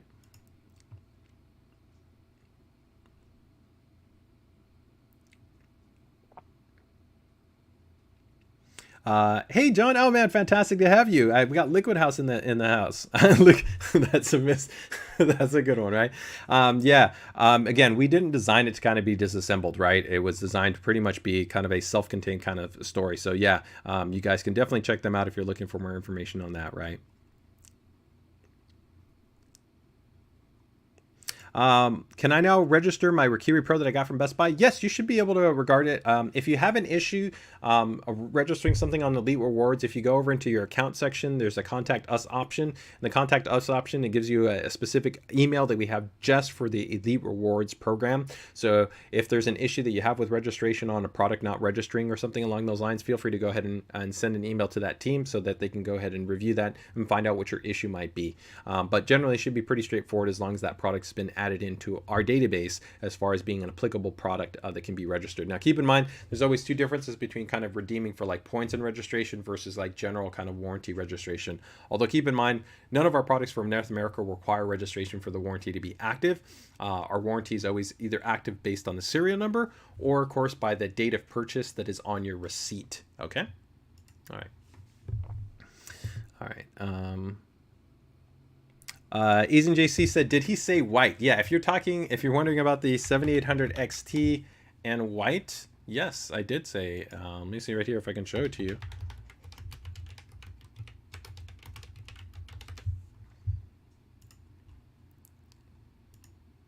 So this is kind of a little bit of a test model. Up until now, we've only offered white on the ROG Strix, although of course we did start doing the dual cards where we have the dual cards also in a black and white. So we have tried to kind of offer, I think, a pretty nice lineup of offering white based GPUs. And even in our dual series, we also introduced for the prior dual, so not even this generation, but the 30 series, we have white. So I think actually we have one of the most comprehensive white lineups where we have 3050 in white, we have a 3060 in white, we have a 4060, we have a 4070 in white. We now have this 7800 in white, and then we have the 4080 and the 4090 in white. So like the only kind of card that we don't have necessarily like within a white within that kind of higher end segmentation might be something like a 4070 Ti or something along those lines. But I can tell you that right now there is some discussion internally in the team that you might see actually a TUF Gaming 4070 in white for this. So this is kind of testing a little bit it out to kind of see what the reaction from the community is at offering, I think, some additional kind of variation in white SKUs without necessarily having to go up into our ROG Strix category for a white-based offering. And it still looks fantastic in terms of the ID design. I really love the design aesthetic that we have on the card. It looks great. It has, of course, a full white design where compared to a lot of other designs, even of course our fans are white, and that's always something that even for people that want to like mod their cards, it's generally more of a challenge for them to of course mod or paint the fans, and that's something you have to be careful with because it can cause more turbulence and cause issues like that. So yes, we do have this model is already available, the 7800 XT, but this will be a limited edition, so I don't know how long we'll keep it in terms of availability, but it is already out right now.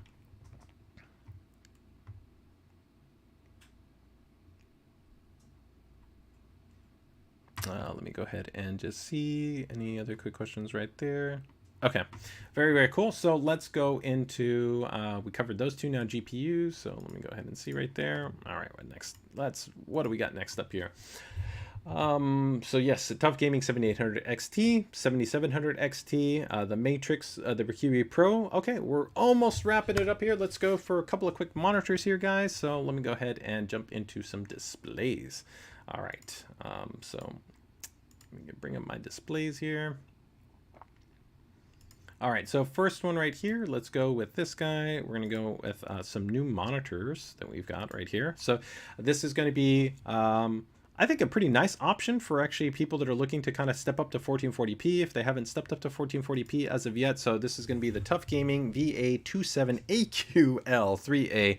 I know that is a lot in terms of the model name, but really at the end of the day, it comes down to what are those core specifications as why you might be considering this for a monitor upgrade. So if you have kind of been stuck maybe in that kind of like, you know, 1080p, 144 hertz, 165 hertz category, you've been kind of debating whether you finally want to jump up to 1440p, but you don't want to go into maybe some of the more expensive like full array local dimming based models, right? Or more advanced kind of curves or ultra wides or stuff like that. I think this is a pretty reasonable option that we have here at 329. So this is going to be a 27-inch 1440p, so that's 2560 by 1440, 180 hertz, so a nice bump up in terms of that refresh rate. It's a new fast IPS based panel, so that means that overall the pixel response is going to be lower as an overall average. And now keep in mind that that 1 millisecond that's rated, that's just a peak, right? If we talk about the actual true response across the entirety of the panel, it's higher than that, and that's also only graded gray. Right? It's a FreeSync Premium and G-Sync compatible based display. Compatible just means that it doesn't have the native G-Sync model, but it has passed additional G-Sync validation. That is important because even if you do force a monitor that doesn't have G-Sync compatibility certification, but you force it to run in G-Sync, you can sometimes have what are called like dropouts, black screen flickering. You can have other kind of anomalies. So there is actually an important designation when something is G-Sync compatible because it has actually passed through additional validation that is required specifically for the scaler and for the firmware and things along those lines to make sure that you kind of get a more seamless experience, that it actually works the way it's intended to, okay? It's also nice here that you have variable overdrive. Variable overdrive is something that we traditionally used to see in kind of like higher end displays. That just essentially means that the monitor is making adjustments to ensure kind of that you get a very good motion clarity experience. You mitigate what's called overshoot and undershoot to the over clarity experience, regardless of the refresh rate range. Because even though you have up to 180 hertz, right? most of the time when you're gaming, you're not stuck at 180 hertz, 180 frames a second, right? You might be playing at, 90, 120, 140. You could be going back and forth, bouncing between like a delta of like 40 or 50 frames a second, right? And so that variable overdrive helps to ensure that you have a more consistent experience across the refresh range. This 130% sRGB also means that we get really, really nice color coverage. It's going to be a nice punchy experience. Now, one thing you would want to keep in mind, and this is a difference between our TUF gaming monitors and our ROG Strix monitors. ROG Strix monitors come factory calibrated, so they have very, very high color accuracy right out of the box. Here, the color accuracy could be pretty good, but to get kind of the best experience, you may actually need to calibrate it. So do keep that in mind. So you have essentially like a foundation to give you very good color rendering performance and really good kind of punchiness, but you may need to ideally calibrate it if you want the best experience. And then display HDR, for sure. When you talk about HDR, you ideally want to be targeting a 1000 nit monitor with a full array local dimming. But the benefit of display HDR 400 will generally also mean that the SDR performance is brighter than standard. So if your monitor is from a few years ago, it's probably like in that 200, 250 nits rating. Here, the SDR brightness is going to be a bit punchier. So that ultimately just means that you have a brighter, punchier monitor. So even if you're not gaming in HDR, you just do SDR, which I think the vast majority of people, they would only be doing SDR on this monitor. You're going to get a bit brighter experience than you would traditionally. Okay. Some other nice little things right here. If we scroll all the way down, let's go ahead and check out what our ergonomic range of adjustment is going to be. This is actually a cool feature. Not everybody may utilize it, but ELMB Sync, if you've never utilized it, that just means that we have backlight strobing. Backlight strobing can help to provide improved motion clarity experience. It's a pretty cool feature. So you might not need it in every single game, but especially for some people that might be playing like FPS centric games, they might want to try toggling it on. It will generally half the brightness. It's not always half the brightness, but it will generally kind of reduce the luminance of the panel to do the backlight strobing. So that's historically the reason why also you want generally a brighter monitor if you're going to be running backlight strobing for a better experience. But a cool feature that Asus has kind of pioneered is being able to do backlight strobing with adaptive sync simultaneously. Historically, if you enabled backlight strobing, you would still have tearing because you couldn't have adaptive sync at the same time. Okay.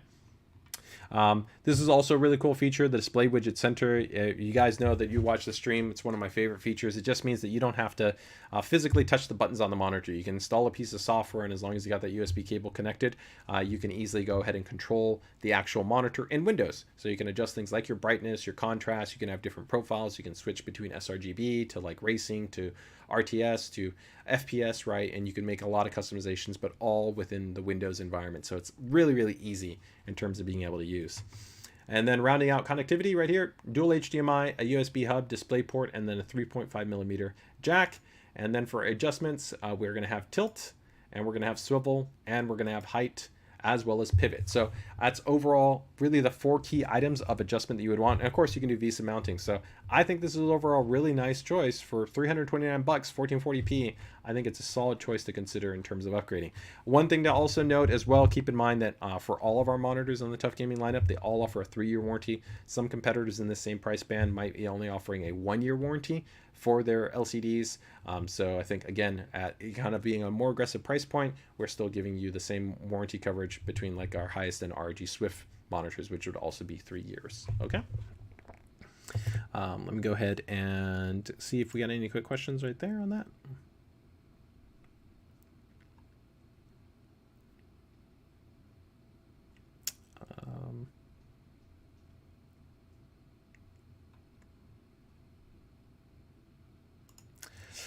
Gux TV is, did you receive my previous question regarding the global release of the 49-inch OLED? Yeah, so that is going to be coming. We are still looking at an October timeframe release for that display. Well, again, when we actually release something, we talk about it here on the PCDIY stream as far as a channel release. So it'll be covered in kind of the new products that we're releasing with a specific price point and everything along those lines. But right now, from the last update that I have from our team, yes, we are right now just finalizing the last stage tuning for firmware for that monitor. But our expectation is probably going to be somewhere in, I would probably estimate a mid to late October release for that display, but that one is going to be coming in the not too distant future. So if you're interested in a nice ultra wide, then make sure to keep it tuned because we're going to have you covered there for that monitor. Okay. All right, so that covers us there. And then we've got two kind of just basic monitors. These aren't necessarily on the gaming side, but I do like to sometimes touch just a little bit on kind of covering some just nice basic options, right? So we've got the VA24DQF. This is just going to be a simple, straightforward IPS-based display. Nice, clean kind of bezel design, right? And then 100 hertz in terms of the refresh rate, right? 23.8 inches, effectively a 24-inch display, $124, right? So if you're just looking for a nice, like, kind of secondary monitor to have for a secondary display function, or maybe a secondary setup, or a recommendation to somebody that just wants a nice, basic, reliable monitor, right? Again, 3-year warranty that's on here. Also, some nice options like we have that things with like our blue light filtering mode options. That higher refresh rate, even for somebody that's not a gamer, is nice. It's just a little bit smoother, nicer animation experience, and better fluidity, kind of more snappiness for just opening up folders, browsing through documents, opening up photos, kind of browsing through the internet. It's just a more enjoyable experience. So we have the 24-inch version, and then we also have a 27-inch version. So just a little bit bigger, same thing though. It's going to be also IPS, 100 hertz, same overall ID design, and just a little bit more. So essentially 144 or it's going to be 124. So $20 delta if you want the 24 versus the 27-inch, but those are two additions that we have there with the DQF. Okay,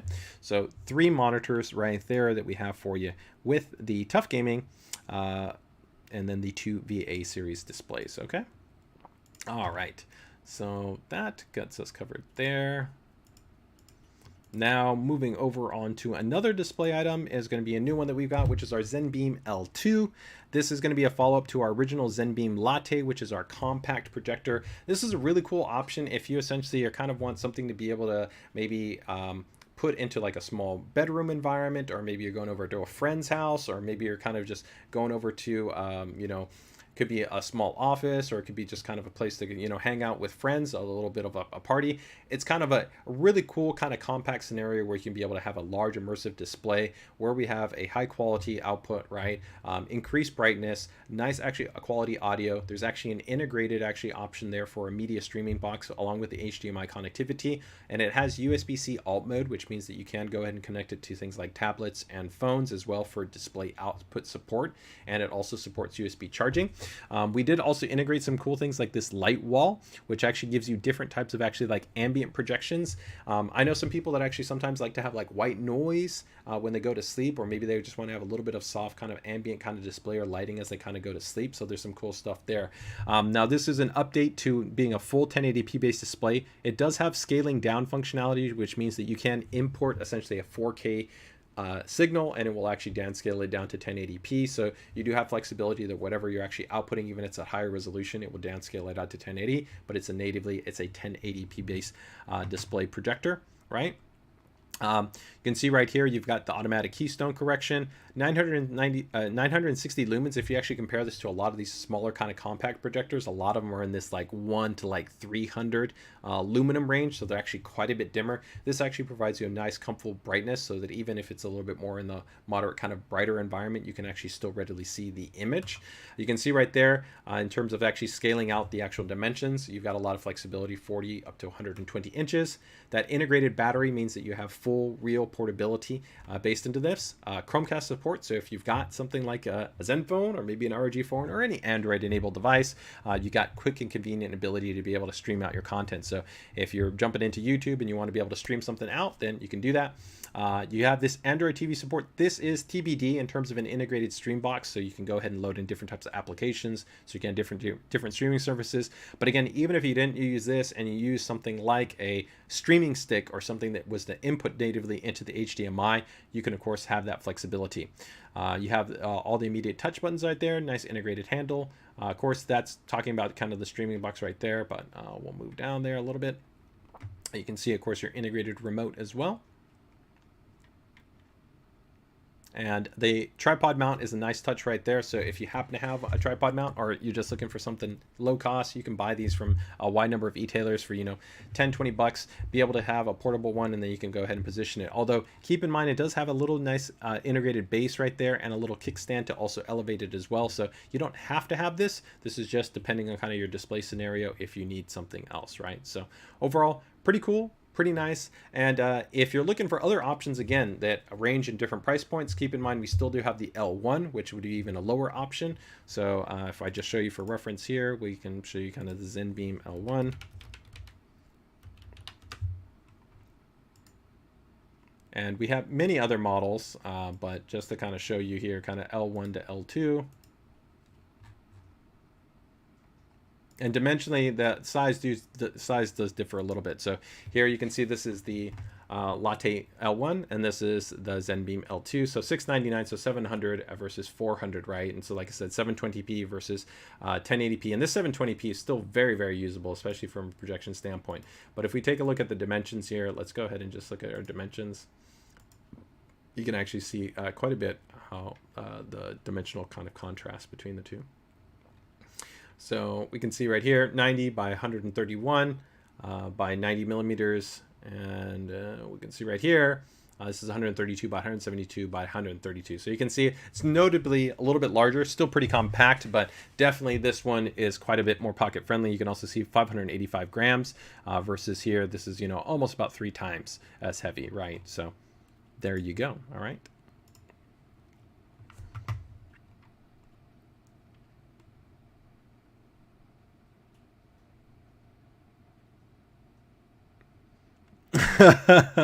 That's a pretty good one.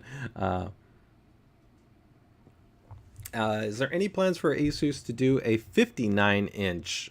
No, right now we have no immediate plans for something along those lines in terms of that type of display. So our most recent announcements, right, are the ones that we've already gone ahead and touched on, right, in terms of our updated kind of focus. So right now, no plans on that. Asian JC goes, I'm still gaming on the P227AQL3A. That's still a great choice. I mean, it's still a really overall well-balanced monitor in terms of, you know, refresh rate, right, color saturation, right, brightness. The only thing that I think you're missing there, right, is definitely, you know, you're starting to kind of get in that range of that. If you haven't kind of jumped into the true HDR gaming experience or into OLED for the contrast experience, that's one of those things that can really kind of just be a totally more just immersive experience, right? So like I know the first time that I jumped into a full array local dimming display, right, and I played something at 1400 nits, I think the first one that I really kind of was impressed with was, it might have been, was it Destiny, and probably I think it was Call of Duty. Just being able to see the fires and the embers in the environment, right, going from that darkness to that brightness, it was just super, super immersive. But definitely, I mean, SDR with a nice high quality IPS is a really enjoyable experience. And the great thing is at the price points, it's great. The really cool thing is that TUF gaming display actually has a lower pixel response than that PG 279Q monitor. And that's kind of one of the crazy things, is we've seen the monitors continue to improve quite a bit to where you can really get a great experience even at a lower price point. Yeah, so a lot of great choices when it comes to displays. So pretty cool there. All right, I think, let me see right here. All right, so we got that out of the way, and all right, so let's wrap it up here with my sleeper favorites. My sleeper favorites here, which are some mini PC love. All right, so let's bring up here our mini PCs. We got the PN52.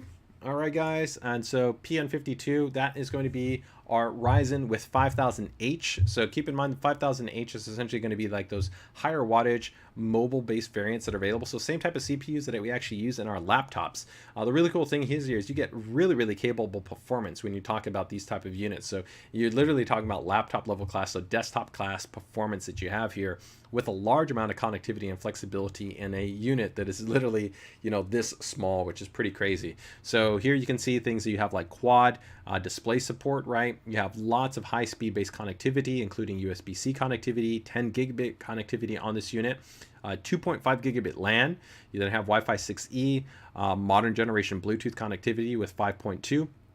You then also have up to 3 drives that you can have in here, including 2 PCIe NVMe Gen 4 M.2 based SSDs, and then 1 traditional 2.5 like SATA based SSD in there. So lots of flexibility with these type of units right here. And the cool thing is very easy access design in there. We do offer these models in what are referred to both as a system related model and a bare bone model. So the system model will actually come with pretty much everything. It'll come with the CPU, the memory, the SSD, and the operating system all installed. If you go with the bare bone model, you'll just be picking the model's CPU configuration you want. Do you want like the Ryzen 5 model? you want the Ryzen 7 model, you want the Ryzen 3 model, but you'll add your own memory, you'll add your own SSD, and you'll install your own operating system. Because of that, the price points can vary literally by a few $100s depending on which configuration, whether you go with a bare bone model or whether you go with a system model. This exact model right here that's I think shown right here is one of the system models where, like I said, it already comes pre-bundled with everything all included within it. You can see how easy it is to literally 4 screws, open the inside, be able to have access that if you want to be able to add, like I said, another M.2 SSD, upgrade the memory on the unit, you'd be good to go. So a lot of flexibility there. And here, if we take a look at the I.O., you can see USB 3.Gen 2 Type-C, then we got 2 Type-A ports, 3.5mm jack right there. Then this multi-jack configuration right here on our model is going to be a DisplayPort out, right? But we do have different models that sometimes might have different display output configurations, so check the specifications for that. You can then also see right here we have a USB port that also gives us display out functionality and also power delivery input. This is pretty cool because this means that you can connect it to like one of our monitors that has USB power delivery out. So you could actually, in theory, have one single cable powering the mini PC, providing the display, and even mount that directly to the back of the monitor for a really nice, clean, compact setup. So if you wanted something that was dedicated maybe for just like social media, for some videos, for some light production, this is a really nice option. Also, maybe you want to do something like a small streaming box or like a SAN type NAS type little setup like that. It could be pretty useful for that, especially with the 2.5 gig and that Wi-Fi 6E, and of course with the additional Type A connectivity that you have right here. So really, really nice unit in that respect. Then we also have the latest model, which is going to be the PN53. So the PN53 moves up where we actually have 2 variants of the PN53. There's the PN53 with the 6000 series, and then there's also the PN53 with the latest Ryzen 7000 series CPUs. So again, based on kind of the CPU configuration that you want, you will have lots of choice for you in terms of kind of getting the most performance that you are interested in. So you just have to look at the specs in terms of kind of breaking down which CPU support you want. So you can see right here that we have the PN53s where we have the bare bones. The bare bones you can see are ranging everything from like the Ryzen 5 6600H, right? These are 35 watt TDP, so very similar, like I said, to the same performance that you're seeing within laptops, all the way up to something like the 7735HS, right? This is pretty crazy. I mean, if we actually look up the specs here, just for kind of reference, if you're wondering like what could be like the performance on something like this, let's go ahead and bring this up here. And if you actually bring up the information, you can actually see right here, like here's Ryzen 7 7700, 35HS, right? This is a 16 thread part. So you're not talking about like a drop down performing part right here, right? So very impressive, right? In terms of 16 threads available to you, up to very healthy clock frequencies, right? With lots of cache in there. So it's a very performant based part. So you are really talking about kind of a desktop laptop class level of performance, but within a very compact offering. So those are going to be 2 options that we have there with the PN52 and also with the PN53. So I will go ahead and drop those in the chat right there.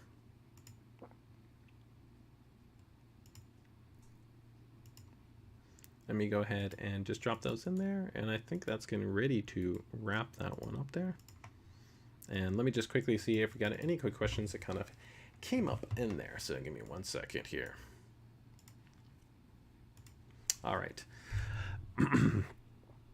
Oh, hey, Mr. Metley, thanks so much, man, for joining us. It's been fantastic to have you here, guys. Man, as always, it's been appreciated. And if you guys, like I said, haven't, make sure to go ahead and check out his social channels. Great place to be able to find out about some of the latest and greatest. He works with us on a lot of our ASUS products. So if you're looking for, I think, great real-world examples of some beautiful builds with some great production and some nice insights in terms of kind of seeing how that can come together with a nice attention to detail in terms of kind of a really nice visual, make sure to go ahead and check out his social channels. Same goes for also Asian JC, as well as the Poets, who are also joining us here, and also Liquid House, man, one of the best builders and modders in the games. We're lucky enough to have actually some really great people joining us today on the stream here. Let me go ahead and see right here. That's a pretty cool thing. What was that feedback right there? I think somebody was saying I was going to use a Zenbeam. So Michael notes, now I need a Zenbeam on my new monitor with a TriPem to be the ASUS logo on my wall. That'd be pretty interesting. All right. So I think that pretty much wraps up all of our new product announcements. So we're pretty much getting ready to wrap up this stream. I've got one last item I think in here to throw into the mix. Let me go ahead and check right here. Yes, it's the TUF Gaming TUF Gaming router right here. So let me go ahead and bring this up. And then we'll see if we have any last kind of remaining questions. If not, we'll get ready to wrap things up, guys. And just because I've been out a little bit, I didn't have enough time to compile the PCDIY Builder Spotlight, but rest assured, guys, we'll be bringing back the PCDIY Builder Spotlight. So if you guys are interested and checking out some great builds that we feature from the community, whether they're air-cooled, water-cooled, mini ITX, or ATX, whatever it might be, we'd love featuring them on the build. So I'm sure I've got some builds queued up in there, so we're going to go ahead and cover those there. But of course, if you're interested in submitting, you can feel free to go ahead and submit so that we can get you featured here on the stream as well as on our social channels. We'd love to do that. All right, so lastly right here is going to be the TUF Gaming. This is going to be the TUF Gaming AX42. This is a dual band Wi-Fi 6 router. This is going to be coming at a pretty reasonable price point, pretty low. I think it's going to sub $150. I think the big benefit here is that generally the more entry-level routers on the market don't usually have a 2.5 gigabits port on them. They're usually going to be limited to 1 gigabits.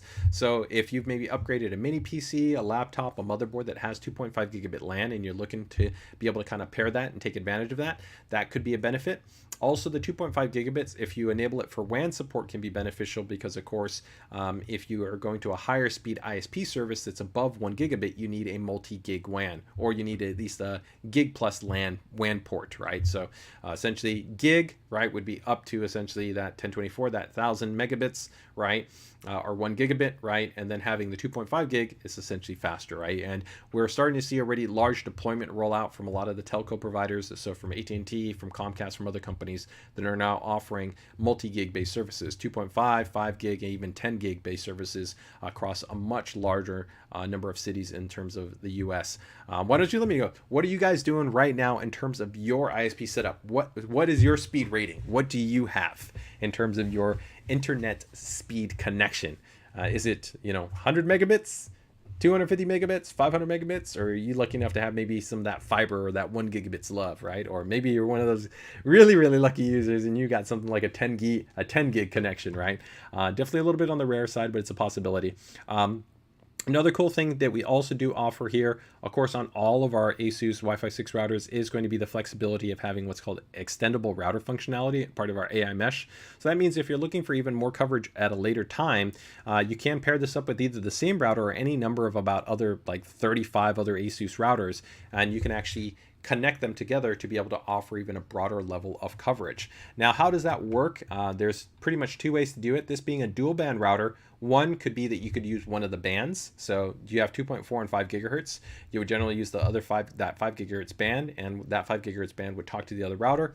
You would then have one single band left to all your devices, so 2.4 gigahertz, or you can use what's called a wired backhaul, which means that you could actually use like that 2.5 gigabit connection, connect that to the other router and use that nice high-speed Ethernet, and then have that be your backhaul, and then maintain those two bands available to your other devices. So we offer a lot of flexibility in terms of how you can define what is called a backhaul, whether it's a wired or wireless configuration. And then there's a lot of other great features and functions that we offer as part of the ASUS WRT firmware interface. As you can see right here, I noted where you have a lot of flexibility in terms of what you can do there for the WAN or the LAN. 2.5G can serve, like I said, as a LAN, or you can have it serve as a WAN. And then you can see right here, you also have LAN aggregation. So you have a lot of flexibility in terms of how you want to set that up. All right, guys. So that is a pretty cool option right there. Again, not too expensive. This will be coming out probably in the next 7 to 10 days. This model I'm a big fan of. I'm also a really big fan of the AX86 model. I think the 86 Pro, that's a really great price. And then rounding out some items here is I'm just going to show you some quick promos, so that for some people, if they're looking to maybe jump into something, we've got some pretty cool promos that are running right now. Let me go ahead and bring those up here. So give me 1 second. And let's see what some of that feedback was. So Facebook user lets us know he's got 1 gigabit. Okay, that's going to be same as me. I'm lucky enough I've got 1 gigabit. Using JC, of course, content creator, you got to have that high speed, right? You need that upload and you need that download, right? It's critical to have one of them, so it makes sense. 1 gigabit fiber. Then we've also, Chair for JJ, yes, I'm trying to get our SL400. ISP can go fiber 1 gig, but 400 gig, getting 420. Ooh, there you go. We got 1 gig also right there, so pretty sweet. What is the biggest mouse? Biggest mouse, I would probably say, is there two of them. Is probably this one is the Chakram X. would be pretty big, and then also the Spatha. So the Spatha X are our two biggest mice. So I'm 6'2". I've got bigger hands. So if you're somebody that's bigger hands and wants a little bit more kind of coverage area, I would take a look at the Chakram X and the Spatha X as being kind of my two recommendations. I still think that the Gladius would still be a pretty good option as well, but I find that if you have really big hands, this little palm kind of area and this thumb, at least for me, I tend to like having a little bit more rest there for it, but this is still pretty comfortable. You can see right here, it does leave a little bit open right there, so I tend to kind of palm that a little bit more, but it still fits pretty nicely for my hand, and like I said, I've got quite large hands, so I still think Gladius 3 can work well, but overall, if you're going for large, consider the Chakram X and the Spatha X, okay? All right, let me go ahead and bring up some of these quick pomos here. We'll blow these out and we'll wrap things out.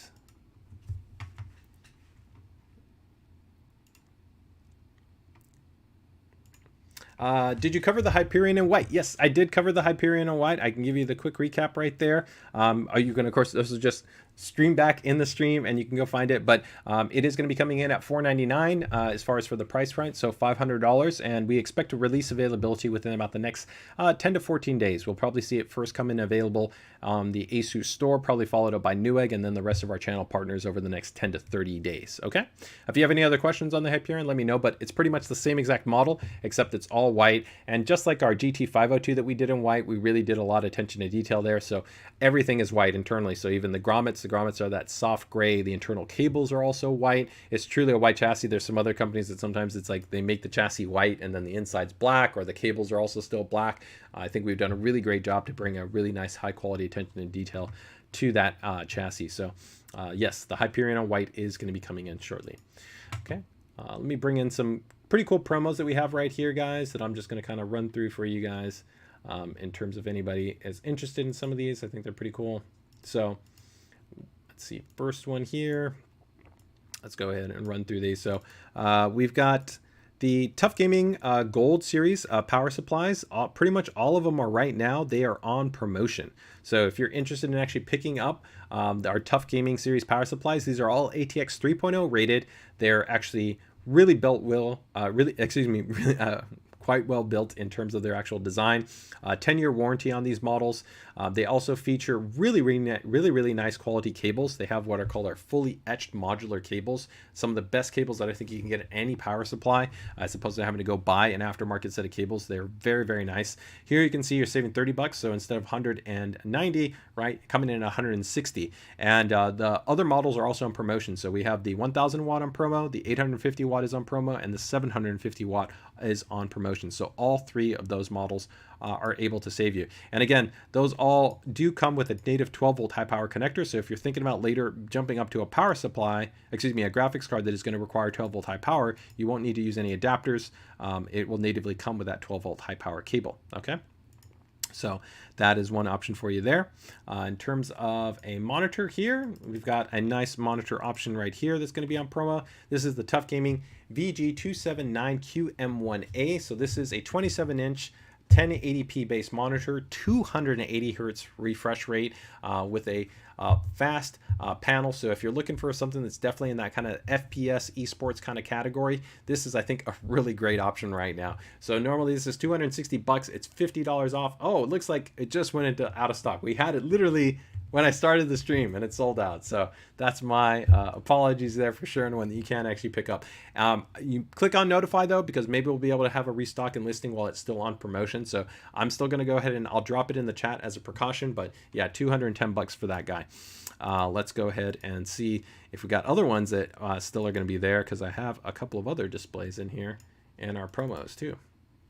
All right, this one is still available here. This is going to be the VG32VQ1B. So this is going to be a 31.5 inch 1440p. This is going to be a VA based panel with a 1500R curvature. So not a super aggressive curve, but just a little bit to add a little bit to the immersion experience right there. $30 off. So this is normally $330. This one's going to be coming in at $300. Okay. And let's see what else we got here. Got a couple of motherboards for you guys. I think some of these have actually some pretty nice savings on them for some of these boards. We've got the B760 Creator. So this is going to be a socket 1700, so you can run pretty much 12th gen, 13th gen, or even Intel next gen series processors on here. This has actually dual LAN on here. You got 2.5 gig and 1 gigabit connectivity. You have quite a bit of actually M.2 expansion support, internal USB-C header on here. You got that really nice ProArt design aesthetic on here on this board as well. So I think this is a great option, especially if you're not focused on having to have overclocking support for the CPU. You can still overclock the memory. Do keep in mind you can still run overclocked memory on this. You're good to go. So this is $50 off. $180. I think this is a great price point. Again, if you just want a stable and reliable system, cool. Maybe you're not in that whole camp that wants the RGB lighting that's on a motherboard, but you want, like I said, a solid and stable board that's got some nice I/O connectivity on here. If we actually take a look here at the I/O, let me go ahead and you can see right here, you've got 4 ports, 2 ports, so that's 6.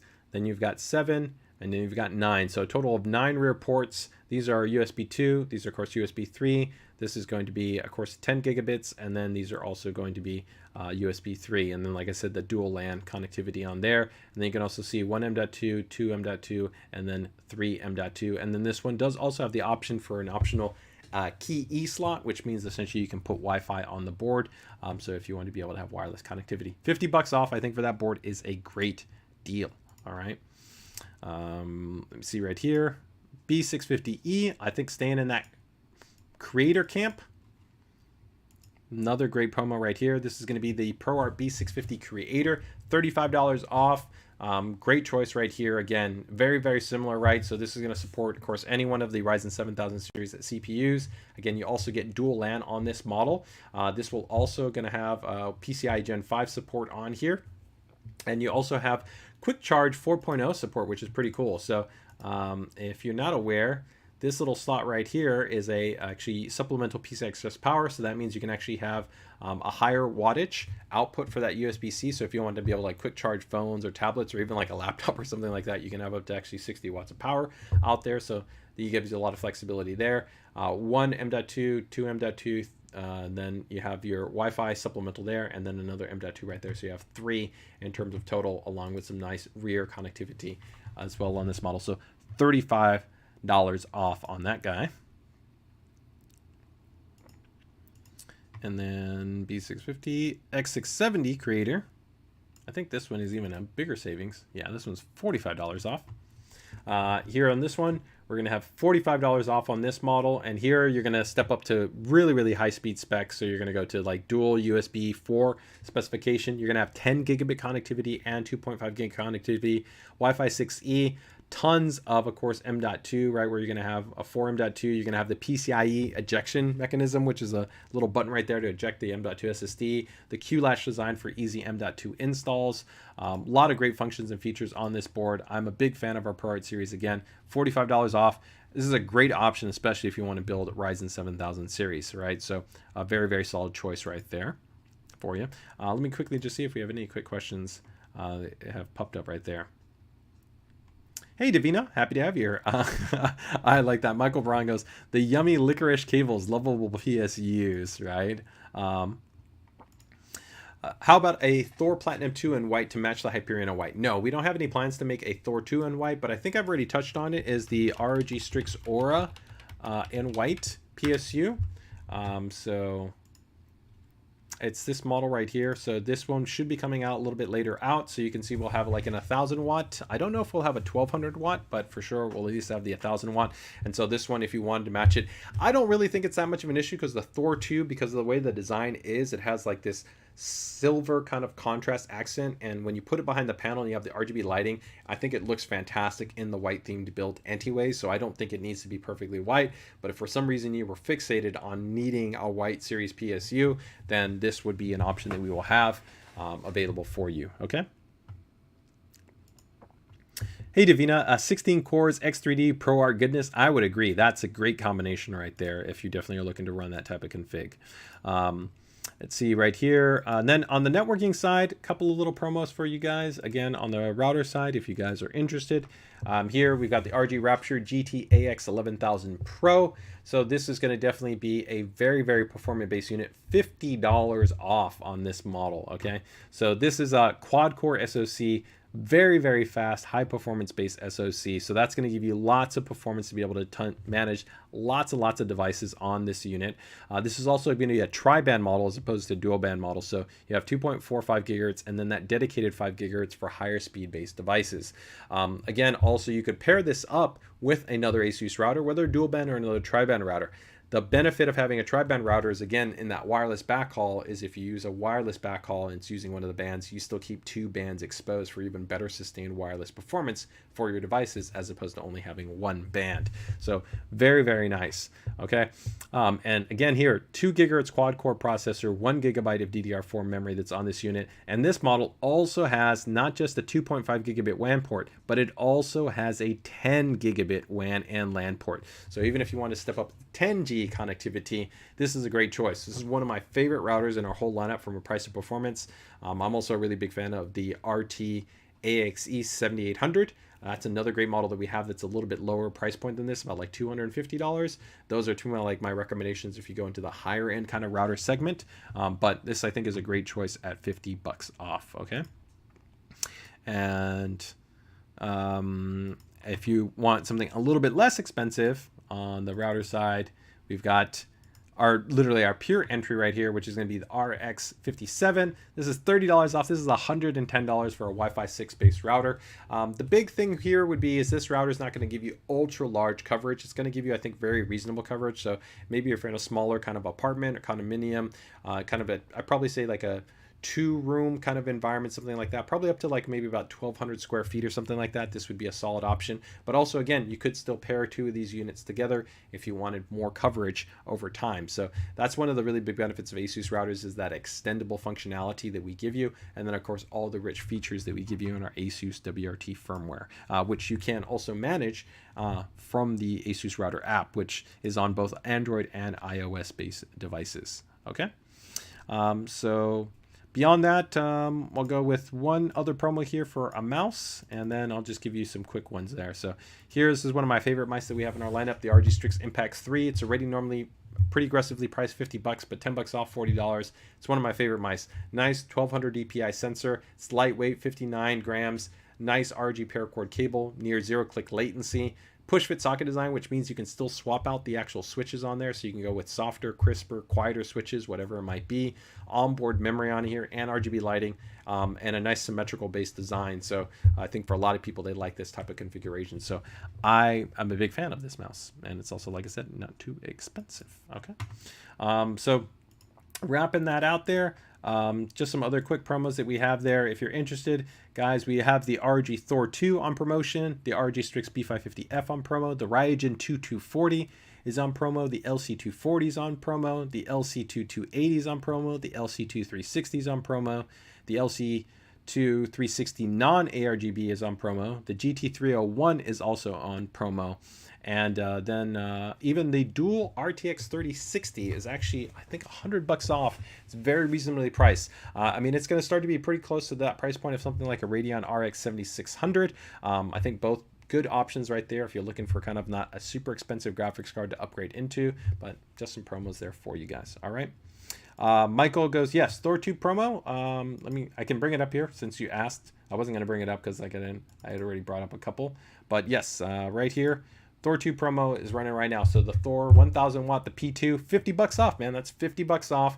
And remember, the Thor series, quietest PSUs in their class. They have that ultra high build quality. They come with the individually received cables. You get even the coupon code from Cable Mods, so you get a percentage off if you want to even go with custom cables, right? So a great choice if you're looking for a cool, quiet, performance-based power supply. They also do come with the adapter included to be able to support 12-volt power supply.